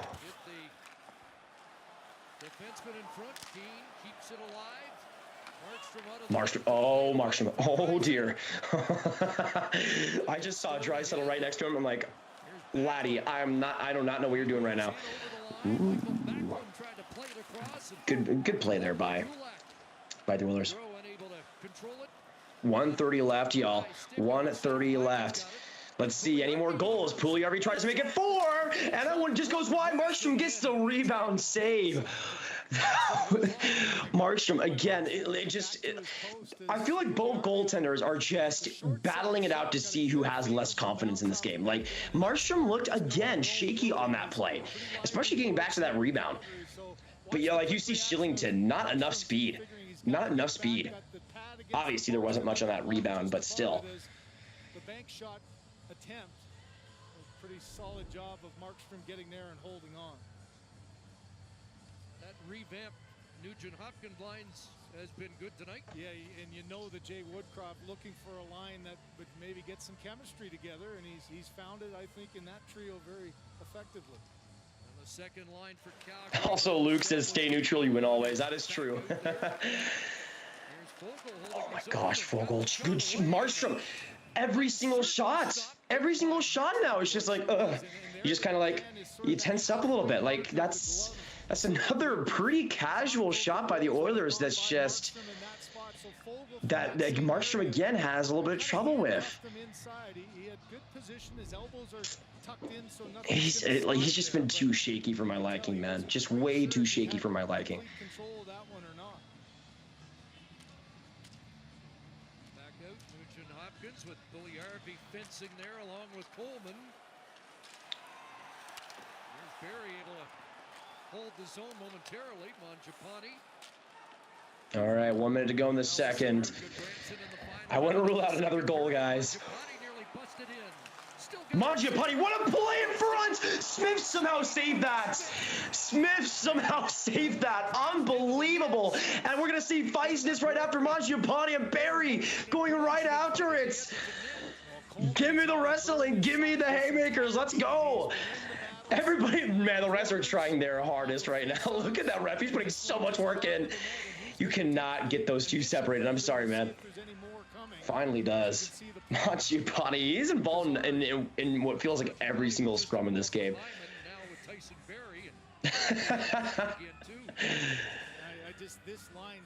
Gotta love that flow too. Just all over the place. Ooh, Puliarvi getting into it. Interesting. Whoa, that should have been a holding call, right? Coleman, man, what a chance. Goes right into Smith. I can see why Barry went right after him too. Man, this game has gone nuts. This game has gone nuts. But in the neutral zone, it was Steve Tazzari who had his arm up. And Coleman got the initial call. We'll see what comes after all the... Battle of Alberta, folks. Battle of Alberta. 48 seconds now to go. D-Man says, looks like pond hockey, mate. Pretty much. The goalies have been about that quality, too. I mean, I could put on, my little brother could put on his baseball gear, put on his baseball helmet, put on his, like, catching gear, and still probably be better than both goalies in this game. Daryl Sutter always loves to say, "Oh, I don't match lines," but I wonder if we're gonna see a game where he knows one line is going. There's that look by Daryl Sutter. He's like, put them in a favorable spot, and whenever you need a little please explain to me. Please explain to me what's going on. Nearly played as much as you would have expected in a goal interference on Coleman. Yikes! Yikes! So I'm guessing this is gonna be a Oilers power play. Yeah, man, that is awful for Calgary. That is awful timing. I mean, I don't necessarily disagree with it, but that was interesting. That was interesting. Coleman going right into Smith, and they call it. But now a power play for the Oilers. And again, if they don't score on this, it's not even the end of the world. They get about 1 minute and 20 to start off the third, and that is huge for this Oilers offense. But we'll see. Will Evan Bushbaum get on the board here again? McDavid just toying with them. Bouchard, unbelievable, right across Draisaitl. Did you guys see that move from Bouchard? It is literally pond hockey right now. Chance by Nuge. Doesn't get the Nuge. Come on, man. That was awful. That was awful. And a bad pass there, too. Lucky it stayed in the zone. McDavid, what a chance. Hyman. Nuge again across. McDavid wants more. Back to Bouchard. Saved by Markstrom. Good save there to end the second, and somehow the Flames were able to escape that. That like 45 seconds of power play time. What an end to the second, y'all. 3-3 going into the third. So let me know now. Let me know. I want to see a 1 in the chat for Edmonton and a 2 in the chat for the Calgary Flames. Who wins tonight's game? We got it all tied up going into potentially the last frame of this game, but honestly, with the way this game is going, I would not be surprised if we see OT. But so many goals, so much action, so much craziness. What a second. Again, we are feasting. We are feasting right now, and I love it so much. Also, Drew just put up the poll, who scores next. Just for the sake of my 4-3 Oilers prediction, I'm going Edmonton. I'm going Edmonton. Man, what a comeback by them. They were down 3-1. Calgary was so interesting in that second because they killed off that power play to start things off. And immediately they make it 3-1, and it looks like they have all the momentum on their side. All the momentum on their side. And pretty much right after that, I felt Edmonton was starting to slowly creep up in this game, slowly starting to get back into it. And there was a few shifts here where that Flames forward group was getting the job done and putting some shots on Mike Smith, and especially that end chance by Coleman was amazing. But I do think for Edmonton, those odd man rushes, those small chances in front of the net are going to put them over the top if that continues. The Calgary Flames cannot allow. I know it's McDavid, and I know that top six is awesome. But even against that type of team, to allow as many slot chances as they have, to allow as many chances to McDavid as they have, it's just unacceptable. To me, if I was Darryl Sutter, I would be furious right now with this Flames team that was up 3-1, had all the momentum, and should be still up in this game. But for Edmonton, they've had 2 goals called back and they're tied going into the third. This is the exact type of response I wanted to see from Edmonton. They were going to come back in this game, and we got another classic on our hands, y'all. We got another classic on our hands.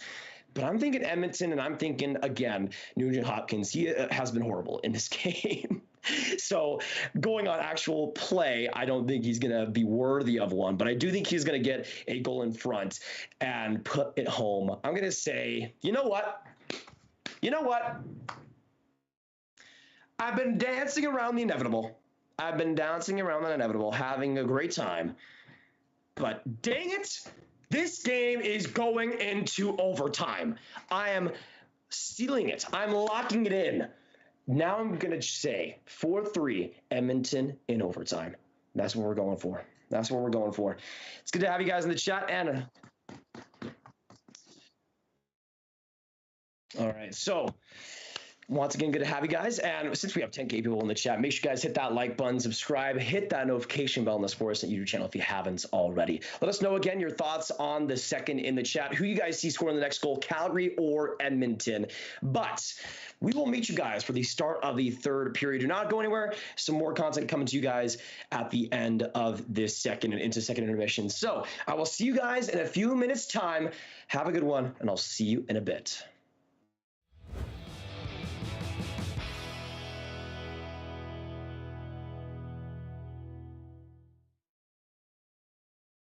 Are you reading the stuff like idiots like me, right? And looking at the rankings? You have no choice, I would assume, but to look at it or to be engaged in it in some manner. I look at it, yeah. I don't really put too much thought into it or don't put too much weight on it because obviously, no offense to you guys making them, but in the long term, they really don't mean as much. You could say it. Try not to offend you too much. No, you could say it to me. It's okay. I really don't care about them. Shane Wright, a 16-year-old who was granted exceptional status by the CHL when he was 15, just the 6th player in CHL history to be done so. He's not exceptional at one thing, he's unbelievable at everything. He's captain on and off the ice, no matter where you are. Hey, we gotta go. Mer. One thing about Shane is the wow factor. He just does so many things so well. Shane Wright will take over. Left circle, right. Tries to sneak one in. Scores! He just does everything so well each and every game. He's a big body. He's extremely mature. For him to be as mature as he is, it's really, a total package from a player standpoint.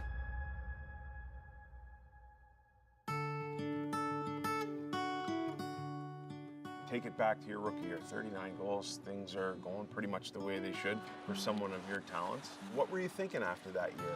I was just thinking, I'm living the dream here. Played to right, shoots, scores. Shane Wright's first career hat trick in the OHL. After that year, I was pretty happy and pretty proud of myself with my performance and how I played and how much I grew as a person and player as well. Not just on the ice, but off ice as well. Living away from home and having to do things on my own. Really proud of myself for all that and proud of where I've come since then as well. Everything I know about you, you're as dialed in as it comes. What other kind of things is Shane Wright doing away from the game? I actually just bought my first acoustic guitar. Oh, so no way. Just learning to play the guitar. My billet dad actually knows a little bit about guitars as well, so he's been helping me practice and teach me a little bit about it as well.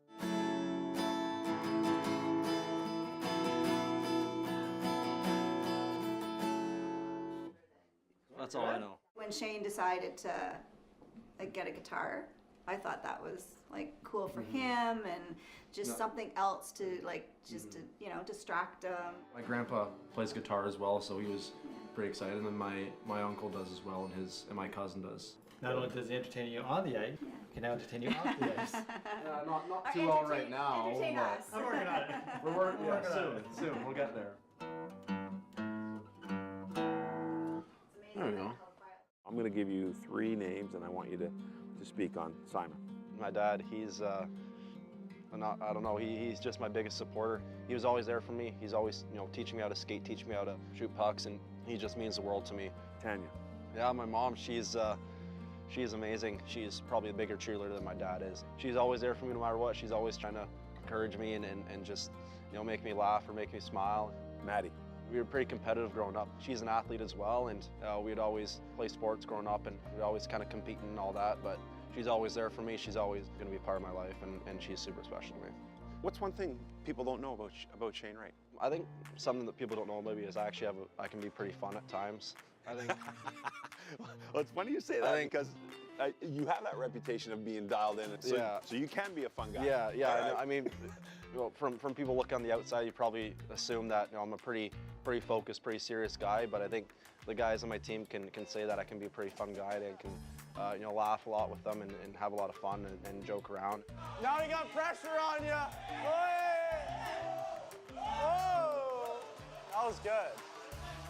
On the ice, you see that serious side of him just because he just wants to win all the time. But behind the scenes, when the cameras are off, mics are off, he's a fun guy. He always has that smile on his face. He's always making jokes. Unbelievable kid. Luca Caputi has been promoted to head coach. Caputi becomes the 21st different head coach in team history, and he'll be at the helm for the 21-22 season. During the pandemic, you get a new head coach. Now you have Luca Caputi, who's a little bit maybe more freewheeling and a guy who was known for his offensive game and his creativity. Moving forward with Luca, what has he imparted upon you? He's such a passionate guy. You can just tell every single day. He loves being here. He loves being around the guys, and he just wants to win. He just wants what's best for us as well, and he's always, expecting the best out of us, and that's how it should be. He should always, be pushing us to be as best as we can be. The day before training camp, he told me he's going to be the captain. Challenged him to come in and set the bar and set the tone. Don't want you to take a rep or a shift off because everyone knows who you are. If you don't believe it, I'm telling you right now, those kids in that locker room are in awe of him because everyone knows who Shane Wright is. His poise playing in this league has been outstanding. This is a situation where he's just ahead of his time as far as growth, physically and mentally. You're so mature, and obviously youngest captain in CHL history here in Kingston. Where does that stuff come from? I think it's just something that I've developed throughout the years. I think it's just, that's the type of person I am. I've always been a mature guy, and I think that leads to leadership. As a leader, you have to be going every single night. You have to make sure that you're doing everything right because those guys are watching you. They're feeding off what you do, so if you're not going, then they're not going to be going as well. Shane is a great leader, great captain. He's one of the most mature guys in the room, so having a guy like that as a leader where you can rely on him, he can be loose at times, but he can be stiff when you need him to be stiff, is definitely something that you want in a captain, and it's great that we have that around the room. We've had a couple games where we've went in after the first and we've been down a goal, and he's like, listen up boys, we know we're the better team here, we got to focus and dial in and play our way, and after that we ended up winning some of those games, so I think it's because of his leadership. I'll give you a story on Shane, and this is one of my first introductory stories with him. We're in preseason this year for a game in Peterborough, and after we come back on the bus and everybody gets off the bus, he's back on the bus by himself with the bus driver, cleaning the bus. I just found that to be a unique story of all the guys. Shane Wright is out there by himself, checking on the bus to make sure things are clean. So it's a story I tell often now to young players, and I think maybe they're taken back or surprised, but that's the type of person he is. Puck comes back to Wright. Shot scores! And it's a 5-point night and a hat trick for the captain. Best part of your game right now? I think my hockey IQ. Yeah. I think it's just something that's always kind of been my best asset, something that's always brought me most success, just thinking the game at a high level and at a really fast pace. The one thing that separates him from a lot of the players, and I think why he has success, is just his ability to see the ice, find players, especially in situations where the game is tight and he's got checks on him and he's able to make something out of nothing. Have you been able to lean on the experience of any NHL players through your agency or just through who you are that you've had opportunities to speak with or get mentored by? Yeah, a guy that I've really been lucky enough to talk to through my agency is Ryan Kessler. We got in touch a couple years back in my first year in Kingston, and He's a guy that's really been a really good mentor for me. Obviously, he's played in the NHL for a number of years. He's played in the Olympics. He's played in high-end playoff games and all that. And his experience and his knowledge, I've learned so much from him. I always wonder about you elite guys. You get into your draft year, and every great player is also a great team player. How are you balancing? If I'm playing well, if I'm leading the team here, it just brings a lot of success for the team, and then obviously it helps me have success personally.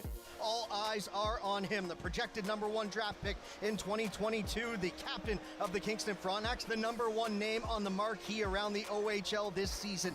How much do you think about the draft day? I definitely think about it, that's for sure. It's definitely something that I'm aware of. It's something I'm looking forward to. Right now, I really need to focus on the present.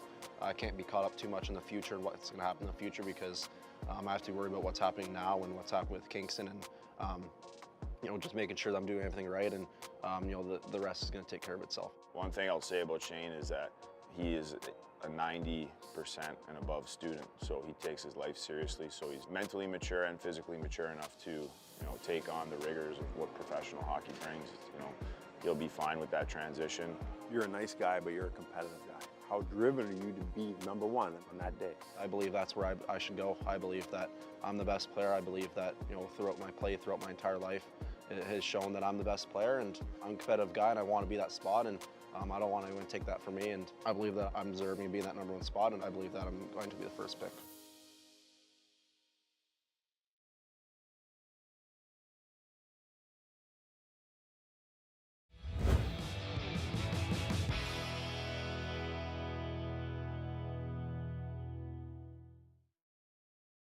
We were talking about the Brady Tkachuk thing. Someone caused a stir by saying, if you were a teammate of Brady Tkachuk, would you worry about him being the captain of your team and cheering on his brother in the NHL playoffs? No, not worried about him cheering on his brother at all, right? I think most people love that he's this passionate about his brother and his sister's there and his dad's there. It's a great family, and it's a really close family. Every time I've seen them in public or at the All-Star game, there's always a bunch of them. There's never just, Big Walt on his own, or his wife's always there, Brady, or there's always somebody else there. So I love that. It's just unprecedented, right? He's the captain of Ottawa, and it's weird just seeing him in the stands, but it's kind of cool, isn't it? It's kind of cool seeing him having a pint with his dad and cheering on his brother, and he's loud, and it's cool because we know what kind of a player Brady is. Brady's not a perimeter guy. He's a guy, if he's on the ice, he's giving it his all. He's gonna fight for his team. It's not you know what I mean? That's what makes it kind of okay for me. Is he's a guy that will put it on the line for Ottawa, and Ottawa fans know that. I don't think Ottawa fans are really second guessing this kid and how much he loves and how much he competes. He's just being a good brother and having some fun. I'm old school. The proof is in the pudding. If he was a guy who didn't give it to you every night, then I might be able to chirp him. But he does give it to you every single night. Every night. If it was Erik Karlsson, and when he was the big dog in Ottawa, you would kind of be but no disrespect to Karlsson, but just the way he plays, right? A skill game. Brady Tkachuk does everything for that team. So.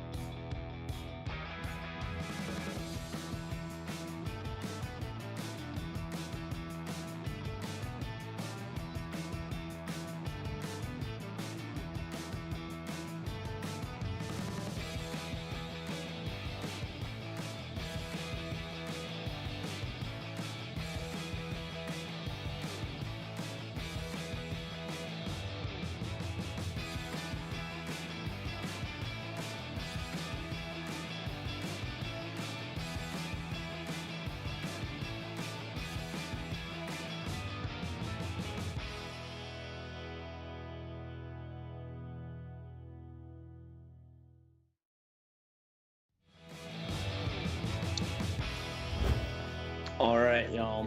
We are here for the third period. If you guys are ready for the third period, get some I'm ready in the chat because we have a tied game. Battle Alberta, game 7. Or not game 7, game 2, I'm sorry. Getting my game 7's confused. Dallas and Flames game 7 still haunting my soul. Anyways, we are here, and of course, let us know in the chat who you guys are rooting for, Oilers or Flames. But of course, you guys know how it happens. You guys need to hit the like button, and your team that you're rooting for tonight will win. It has been confirmed, scientifically proven, 9 out of 10 dentists say, if you hit that like button, the team you're rooting for will win. Whether that be Calgary or Edmonton, make sure you do so. But again, we got the game for you guys here, and if you guys don't know already, I mentioned this in the first, but Steve isn't here for this weekend, so we'll be doing game 2 and game 3. So it's going to be an awesome ride, and it's good to have you guys here. And if you guys don't know me, I am Grav. I am a Dallas Stars fan who had his heart broken, just like Steve this past game 7. Share a lot of similarities.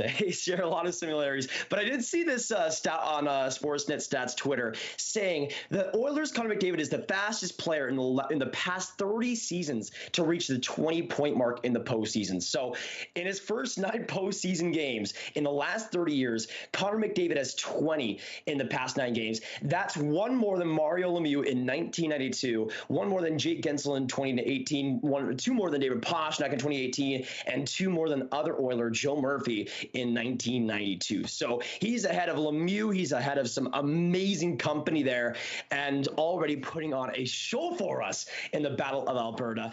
I do not see him stopping here. I do not see him stopping here. Again, I'm going to predict 4-3 for Edmonton and OT, but I just have a feeling that McDavid is going to factor into that some way. I know producer Tom and everybody behind me does not want to see overtime because they want to go to bed, but I want to see some more action. But let me know in the chat. Overtime, do we see it? Do we don't? Put a 1. Actually, I want to get your predictions. 1 in the chat for no overtime and 2 in the chat for yes overtime for your predictions for this game. Because I have a feeling that I picked 2 for overtime. I have a feeling that we're going to see OT tonight. It might not stick 3-3 with how crazy this game has been, but I just have a feeling inside my bones, my healthy bones, because I drink a lot of milk, that we're gonna have some shenanigans throughout the rest of this. But I don't know. Do I still stick with 4-3 Oilers with how this game has gone, with how these goalies have gone? Might be a dead man's game, but you know what? I'm going to play it. We're going to have a workout tonight. Of course, for Edmonton, they start off this period with a pretty interesting situation. We'll see, though. Let us know in the chat, Calgary or Edmonton, who scores this next goal? And, of course, hit that like button or your favorite team will lose. So make sure you do it all if you haven't already. Face-off win for the Flames immediately. And we'll hopefully see the Oilers get back into the offensive zone, but Flames got to do a much better job of boxing out that slot, man. McDavid already in the start of this period. Back to Bouchard and across for the captain. What a chance, what a save by Markstrom. Unbelievable vision and awareness. Seeing that McDavid pass, knowing immediately it was going to go to Draisaitl and swaying back and forth to make that save. Great play, man. Great play. Uh-oh. Connor, are we good? Sends it down. So the final 20 seconds of this power play for the Oilers as they gain the zone, and here's Draisaitl, McDavid right in front of the nets. Oh my gosh. Every time, McDavid always seems to get into those good areas. Another chance and another save by Markstrom. So far, amazing in this third. And that'll be it for the Oilers power play to start out this third period. What a couple of saves, though, by Markstrom. Get some Markstrom or Marky hype in that chat if you guys will, because that was unbelievable. A couple of huge stops there. Keep this game tied. Keep this battle over and tied. We'll see if that continues, though. Again, I have a feeling Oilers get the next one, but the Flames have been a little bit pesky. They've had some opportunities still. Nurse up for Yamamoto. He'll send it in. McLeod digs after it. Markstrom out of the net. Played it past the forechecking Oiler as Ceci sends it wide of the cage. Out comes Kachuk along with Johnny Gaudreau. Oh gosh, Kane almost in front of Yamamoto. Are we going to see a penalty? Oh. Is that going to be against Vander Kane? Evander, welcome back home to the penalty box, bud. I think that would be so funny. That'd be so funny. What a great save there. Though Draisaitl definitely could have elevated that. I thought that went higher. 4. Oh, that McDavid. Did he elbow somebody right before that chance? And we'll see this Kane cross check. Oh yeah, that's easy. That's easy. That's easy. Easy call. So the Flames will go in the power play with a chance to get the lead. We'll see if they can do it here. Right there in front. Weird play off the faceoff. Well, I'm just going to back down. Good stick by CC. That was a hard play around just to try to get it back up top. He hit that out of midair. Rasmus Andersson, 3 points in game number 1. Kicks it back and Gaudreau's in. With Tkachuk, who had under 10 minutes of ice time through 2 periods of play. Toffoli scored tonight. They'll work it in behind the net and back up top to Gaudreau. Johnny Gaudreau banks the pass to the right point. Gets it back from Andersson. Look for Andersson to be involved in this play somehow. Ooh. Oh man, rough pass. Rough pass. That really sucks though, because Calgary was getting some passing going. Right on Mike Smith. He'll play it all out. Almost, man, McLeod was going right for it. Right for it. Flames gather it, and Dylan Dubé goes to work over the line.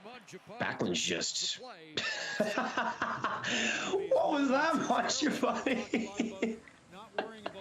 I was like, why was Backlund just like standing still? And then I see Mangiapane just a mile offside. Yikes. Yikes. For the first few seconds of this power play, it looked pretty good for Calgary. Getting some opportunities, getting some momentum, but yikes. 41 seconds ago. We'll see if they can do something here. Good face-off win there by Backlund. He's in a really good game, even though he has missed some chances. Toffoli made it 3-1 Calgary, but McDavid and Evan Bouchard on a power play goal, tying it. Here's Hannafin in deep. Michael Stone, Michael Backlund. Aaron Kroc. They've had too much perimeter play though here for the Flames. Too much perimeter play. Oh, what a chance, Michael.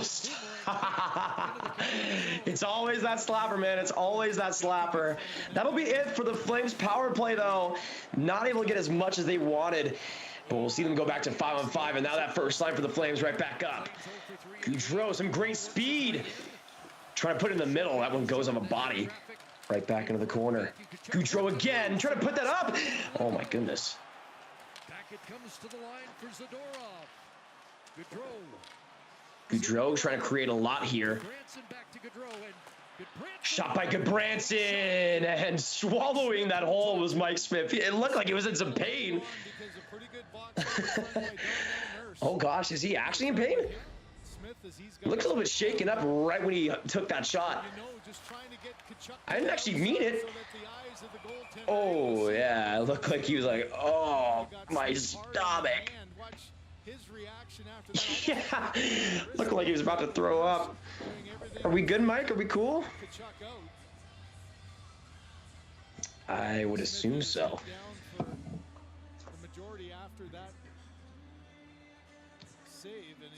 Big face-off here in the Oilers zone. Flames have been really solid with that power play, and they have a little bit of offensive momentum here. We'll see if they can keep it going. Shots 31 to 27. I think that's been pretty evident of what we've seen offensively. Oh, good chance. Another good defensive play with the sticks by Edmonton. Oh my goodness, what an opportunity. I think that was News just getting a piece of that. Good play. Flames really pushing pace against this Oilers defense. Nurse with a little bit of trouble in his own corner, but he does get it out. Will that be icing? Will they beat it out? No, they will not. Right back into the Oilers zone. That sucks though for the Oilers, man. You just want to get out. Just want to get out. 15-15 to go now. From sports to thrillers and everything in between, find your gem on CBC Gem.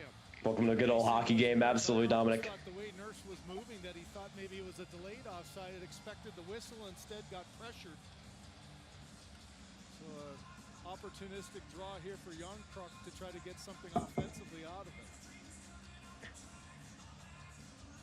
Also, Steelwolf asks, Grav, who would you see dropping the mitts first for each team? I think Evander Kane's going to find a way, man. I think Evander Kane and Mangiapane, let the two guys that have had the most angst tonight, just let it go. Let it go. Ooh, Mike's with a little bit of trouble. CC just trying to do anything there to get it out.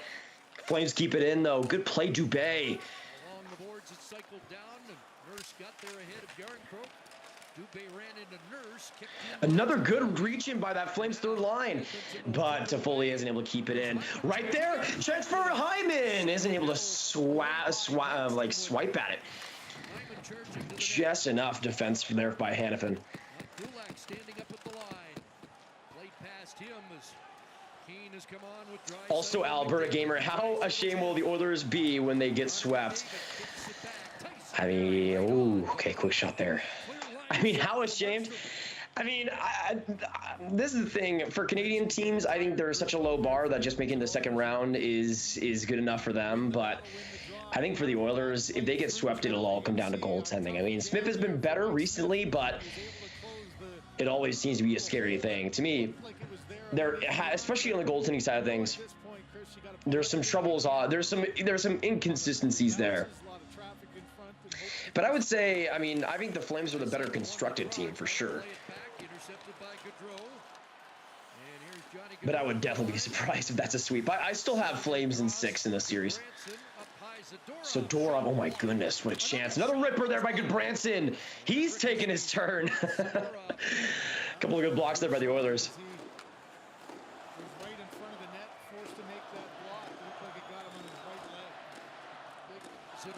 By the way, y'all, 10K people in the chat. If you haven't hit that like button already, make sure you do so. Your favorite team will lose if you don't hit that like button, so make sure you have if you haven't. Because, again, we're showing the game for y'all, and it's been so fun, and so much goes into it, so every bit helps, and every like matters, y'all. CC, oh my gosh. Flames think, yeah, we'll get a whistle here. Richie and Nurse trying to go after it. All right, so we will go into commercial break here. Still 3-3 and still tied. Once again, let us know, yes or no. Will we see overtime? What are your predictions? I kind of want to see it go to overtime. Even though I'm in Central Time Zone and it's 12:03 for me, but you know what? We're staying up because it's the Battle of Alberta, baby, and it is the best hockey out there. So we'll see you guys in a couple minutes. See ya.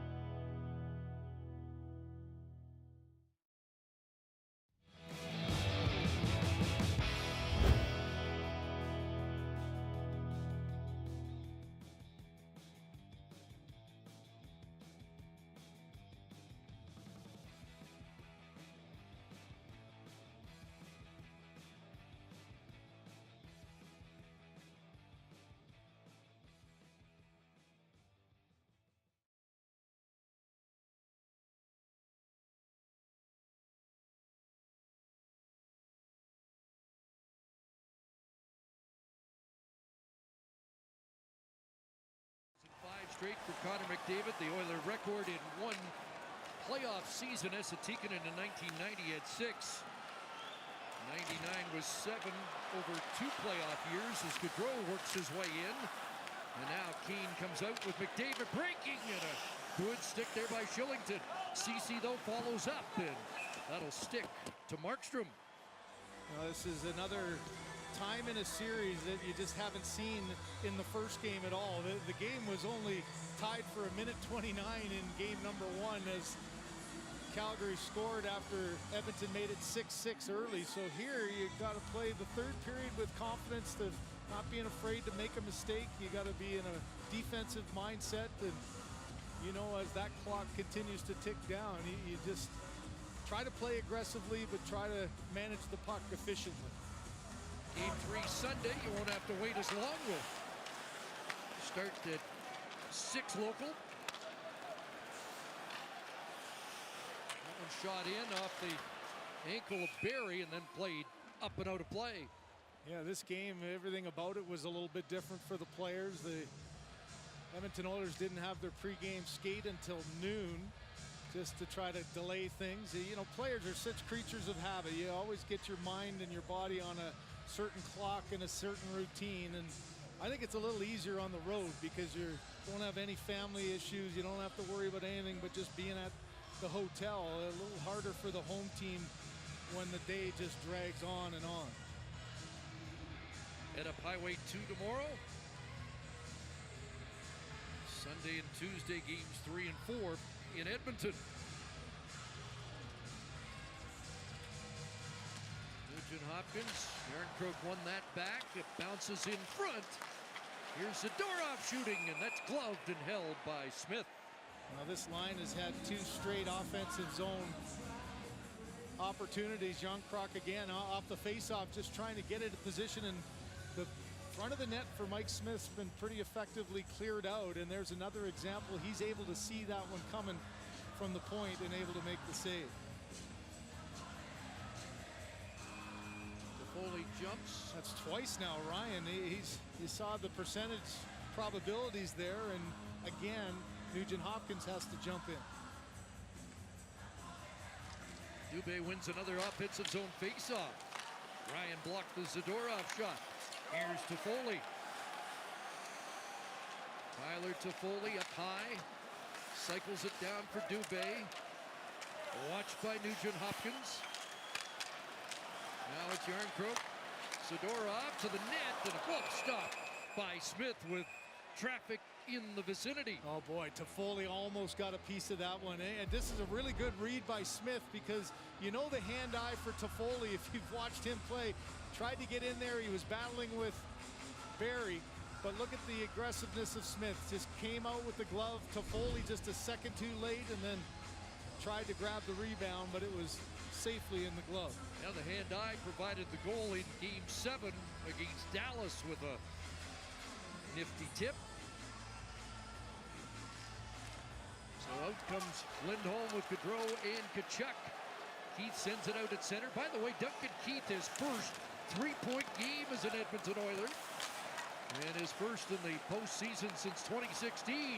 Good move by McLeod shooting. Markstrom the stop, and Keane unable to direct the rebound. So McLeod, Keane, Yamamoto out together here. And they're causing a disturbance in the Calgary zone. Nurse trying to get it to the net. Side of the cage. Tied up. Yamamoto kicked it free, but it ended up on the stick of Gaudreau. Knocked down by Keane. Yamamoto, Keane's gone to the bench, and a chance for McDavid. Stop as he went right down Main Street, and Markstrom had the answer. Gaudreau sidestepped Keane. Knocked down by Nurse, and Draisaitl comes back to get it. Coleman with a hit on Ceci. Coleman's got a chance, and a glove save by Smith. Off Blake Coleman, going to the net. Saves at both ends, chances at both ends, frustration from both sides. Coming off the bench, McDavid right down the pipe, and watch this play. Not only makes the save, Markstrom has... Okay, so we had a ball of a time. We had a ball of a time Trying to figure that out. We are back. Mike Smith, excellent save, because of course he makes an excellent save when I'm gone. Mikey. I can't miss that. We are back. Nothing happened. We were okay. 11:28 to go. Still in the Battle of Alberta. I'm still thinking Edmonton 4-3, but this forward flank for Calgary's been putting in some work. Three straight in the offensive zone for Calgary's second guy in. And Big Lucic has got it, knocked off his stick, and away goes Hyman, trying to split the... Hyman again. Hyman feels like he's tried to have like five different breakaways in this game. This dude is like, I thought I was feasting on this game. No, Zach Hyman is feasting on this game. He loves it. Yeah, for some reason, I think Microsoft Teams went down for like a minute and just died. So we're back. We blame Microsoft for that. Zadorov about his stick, coming in, pulling Arby the shots. Man, Zadorov is lucky that Pulley-Arby didn't score there.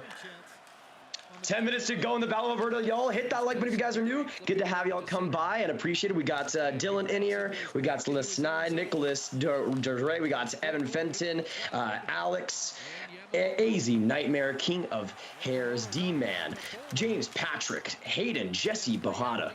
Appreciate y'all coming by. Good to have you. YYC, how was the poo? Haven't taken one today. Is that too much information? Maybe, but y'all will be the judge. 10 minutes now to go in the third. All right. Slashing call coming up, and it looks like it's going to be Warren Fogle who will get the gate. All right, so we are going to go to break with this opportunity here. Still 3-3. Flames and Oilers are tied. Do not go anywhere. We'll see you in just a minute.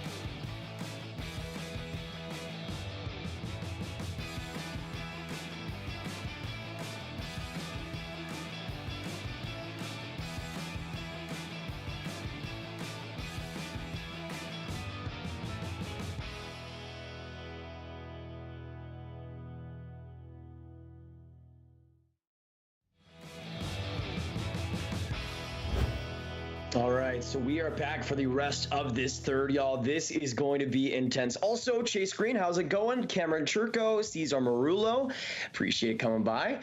Y'all are absolute beauties, though. Again, whether you're cheering for the Flames, the Oilers, this is the stream to be, the place to be. And, of course, hit that subscribe button to the Sportsnet YouTube channel. Hit that like, drop a like if you guys are enjoying so far. I mean, the thing is, as a Stars fan, I know, obviously, I might not be the biggest fan of either team, but I like the Flames. I honestly, the thing is, I know it's a cardinal rule, liking and enjoying both teams, but I genuinely have loved watching both of these teams over the years. But especially Calgary this season has been so fun to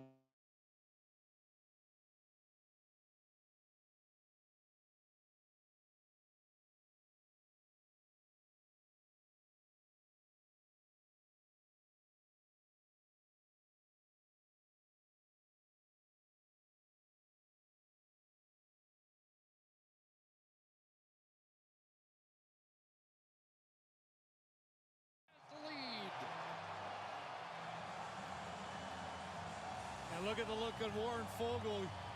Teammate bails you out. This has been a heck of a game and a series so far by Zach Hyman. He's all over the puck. Scored 2 in game 1.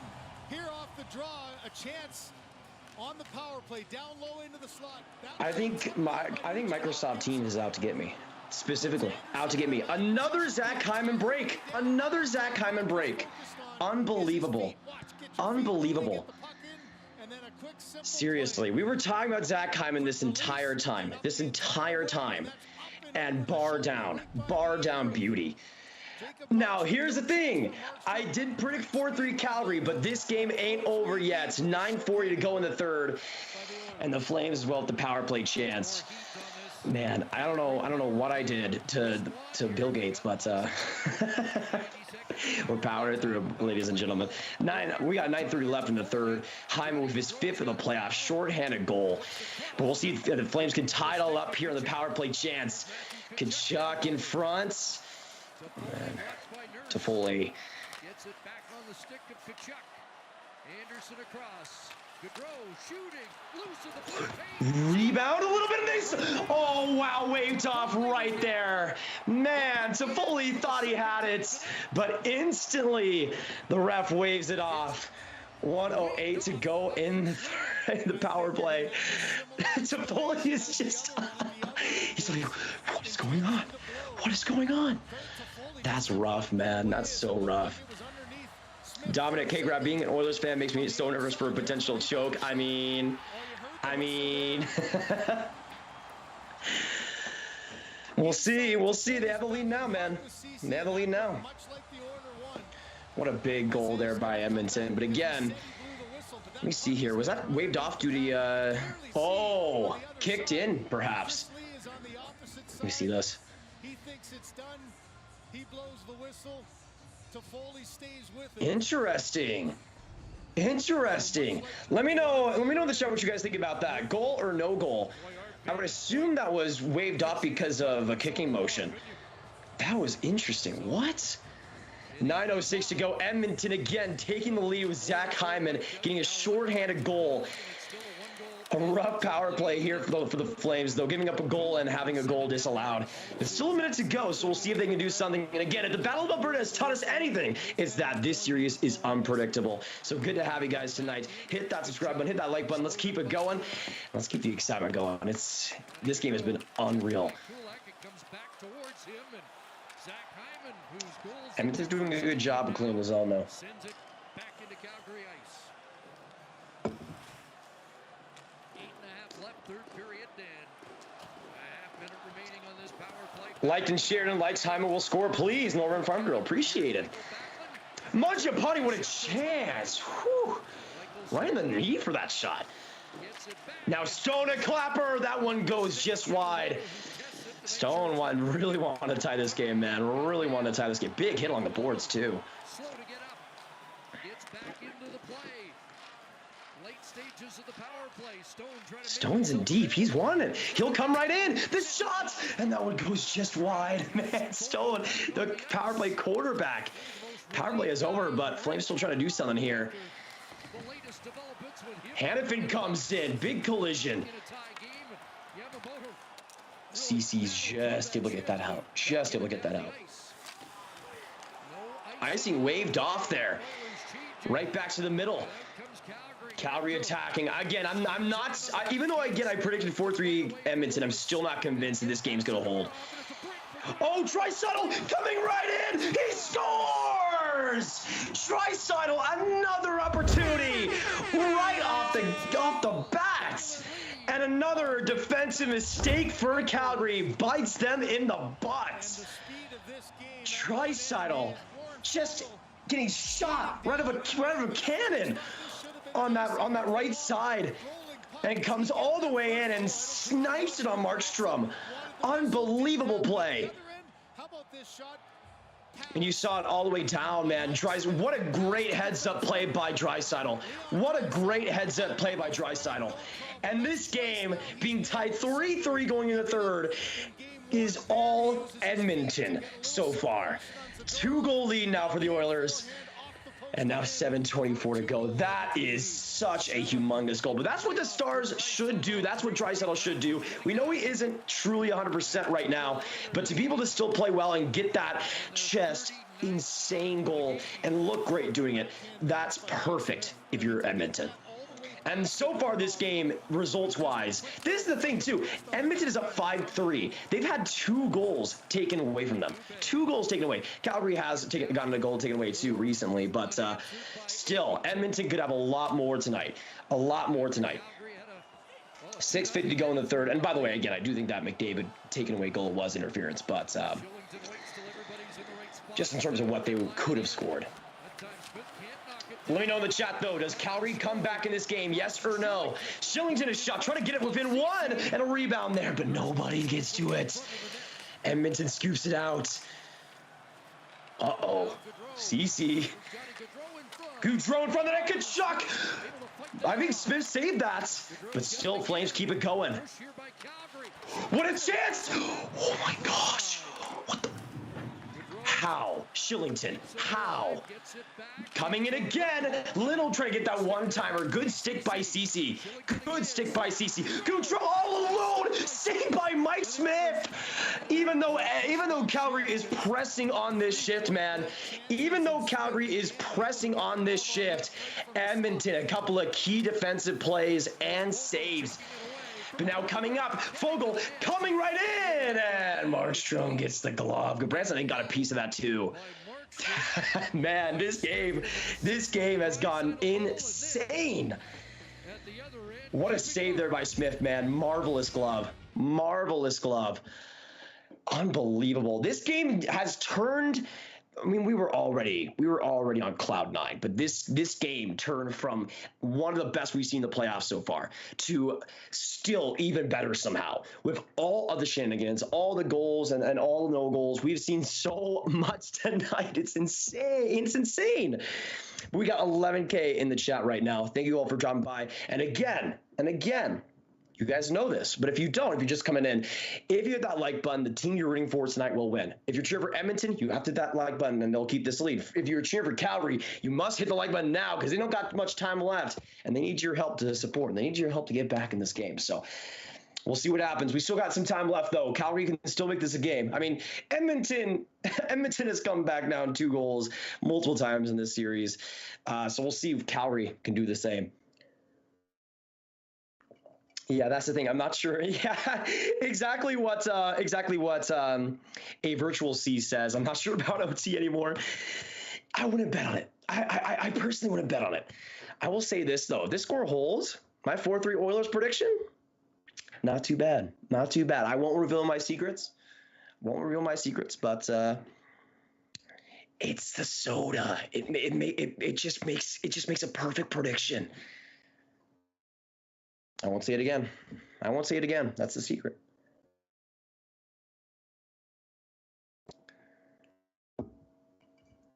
Go Oilers, go from Mara. Yeah, man, that Draisaitl goal was just insane. He came out of nowhere, and you could see the entire Flames team was just in awe. Like, we left Draisaitl right alone. Like, and of course he scores. Of course, thank you, Markstrom. That's the general reaction. But you like that. What can you do when it's Draisaitl all alone and he has that shot? You can't do anything. Markstrom tried. He failed, man. Also for Edmonton, 40 shots tonight. 40 shots tonight. Another turnover here for Calgary coming right in, man. That fourth line has honestly been really good this third. That Fogle, McLeod line, like it's really been hammering the Flames in their own zone, man.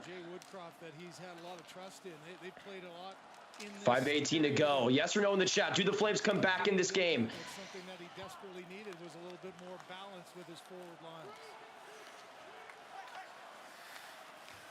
Leon Draisaitl, Connor McDavid combined in game 1 for 9 shots. The rest of the forwards had only Keefe, we good? Yeah.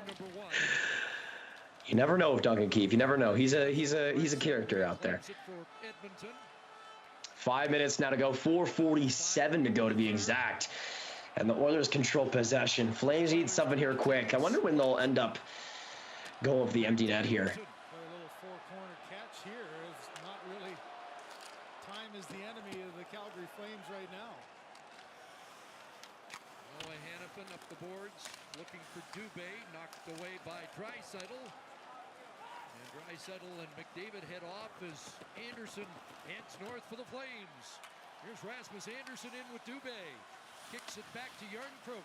His shot. Mike. We can't even with Mike Smith be comfortable with a shot from the point that nobody's in front of. Smith saw it all the way, no traffic, shot from the point, and he still finds a way to make it interesting. How can you not love this man? How can you not love this man? So funny, so funny. Make sure that one makes its way through. The tip missed, the puck was The fact that Mike Smith reacted so late. The fact that Mike Smith reacted so late. Yeah, Nathan, I am cheering for Calgary, but I didn't predict Edmonton to win this game. And I'm not surprised by their solid performance so far. I did say after the first that if Mike Smith got this game under control, the Oilers would most likely win it. And we've seen that kind of come up so far. Provided a goal in each of the first 2 games. Ritchie swings it across. And Zadorov forced back. Still a lot of time left, and Zadorov just a lot of trouble on his own on the Oilers blue line. Lucic! Looking like 25-year-old Lucic. My goodness. Beautiful rush there. That's what I'm saying. Lucic out of nowhere can just produce some pretty good moments. He's still got it in some ways. Shot from the point by Hanifin. Oh my goodness. Anderson in deep again to his partner. Good keep in, Hanifin. All right, Smith makes that save. You could tell he was like on the glove, like, do I have this? Do I have this? Let me quadruple check. Santa checks his list twice. Let me check my glove thrice. Oh my goodness.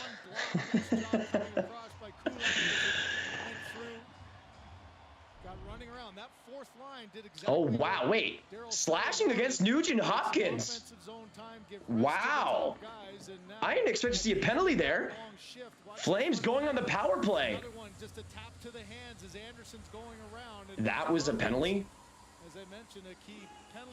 Okay, we'll see what happens. Edmonton here for the Flames as well as a power play with 3:12 to go in the third. Let me know in the chat, was that a penalty or not? Because from what I saw, it didn't really even affect Anderson too much. But a 7-on-5. 7-on-5 here for Calgary. 1 for 4 on the power play. This is it. Hit that subscribe button, hit that like button, and again, hit that like button to support your favorite team, or else they will not win this game. Toffoli, oh, in deep. Should have just gotten that way before that. Way too late with the shot, man. Had too much space to let that just collide. Anderson to Toffoli. Good block there, Draisaitl. Did you guys see that block? He just got it with the leg. Oilers almost into the empty nets. 1:30 now left. Oh boy. This is it, y'all. This is it. Continuing to be one of the best series of these playoffs. If not, this has been the best so far. 2:30 now left. Rebound. Oh my goodness, what a chance, Calgary. Goudreau could keep in. His way back in. Anderson to Foley. Toffoli, you gotta get that, man. You gotta get that. You can't have butter sticks right now. Man, horrible shift there for the Flames. 2:03 to go. And that Toffoli play where he wasn't able to keep it on the stick, that giveaway right behind the net, awful by them. Awful. Shots are tied 40-40. Flames come right in. Hanifin, gotta get there. Right there, great chance. Oh my goodness, did he miss the net on that? Hanifin. They haven't gotten much of the slot at all, and that's the biggest problem. Oilers doing a great job getting slight little blocks. Zadorov, though, oh my goodness. Oh, that was Stone. Hyman, though, with the speed, and he's not able to get the empty netter. Surprised there's no penalty there. It looked like he got taken down by Stone there. But 1:07 left on the power play. 1:17 left in this third. Will the Flames be able to tie it all up? Still some time here. Still some time. Right in the corner. Flames keep it. They need one like in these next 20 seconds at least. Dro. Trying to put it in front of the slot. What a great block there. Great block there by Darnell Nurse. Flames down by a pair. Keane trying to clear it. Flames need to keep it in. They serve it right there, and the Oilers get it back. Right there, a chance. Kane, the empty netter, and he just misses on that. 40 seconds to go. Flames need something here. This is it for game 2.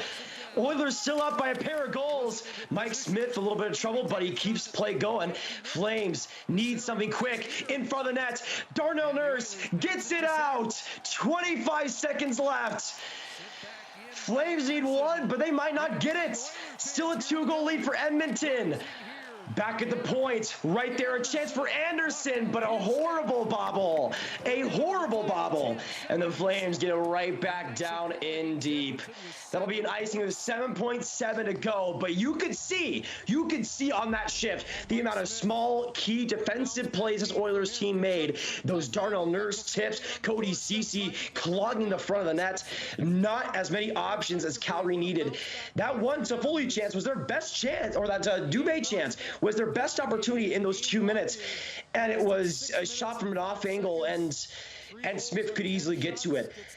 For this Flames team, a disastrous last couple of minutes. But the Oilers, man, strong defensive plays, clogging up that slot. You got to give them credit, man. And they were defending against a 7-on-5 and still found a way to not even allow the Flames get back in it. Oilers win game 2 and rightfully will go back to Edmonton with a 1-1 score. Let's give some credit where it is due. Mike Smith, after allowing that 3rd goal, pretty good. That was not too bad, but the Oilers get it done, and it comes from a variety of places. You see McDavid with a goal, you see Zach Hyman with a goal, you see so many players putting everything in, and just a team effort all around. Obviously, I'm cheering for the Flames. So you got to tip the hat, man. You got to tip the hat. Fantastic performance by them. They came to play. And even when they were down 3-1, they still came back just like they did in game 1 and were able to get the win. Not 4-3 like I predicted, but still pretty close. So, of course, we got 11K people in here. Make sure you hit that like button if you haven't. Subscribe to the Sportsnet YouTube channel. We will be here for game 3. And again, Steve is out for the weekend, so we'll be here for game 2 and game 3. So I hope to see you then. But again, hit that like button, and your favorite team or the team you're cheering for in the series will win the entire round. So make sure you do so if you haven't. And of course, you guys were able to see the whole game throughout with all of it live here on YouTube, and I think that's where people like, especially since how far we've come. I mean, even like 5 years ago, there was no way you could have done anything like this. But we are breaking ground. So it's been a fun time. But appreciate you guys coming in. We got Joel in here, Larry Astro Star. We got Automatic, Cool Side Cool, ASMR fan Arv, Jonah, Combat, Voldemort. We got Germ, Buck, Dillian, Tankrid, Chanel A, Boom Shocks, Rick Rack, Mackenzie, Chris Fortin, Lazar Ovich, Flip ZIK, Crofton.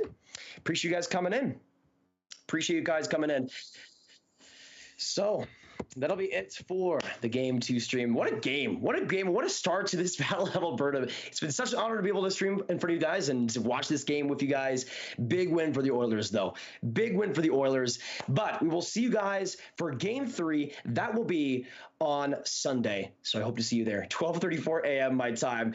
But doesn't matter because it's Battle of Alberta. I will see you guys in the next one, though. Have a great day. Drink some water. And I'll see you in the next one. Goodbye.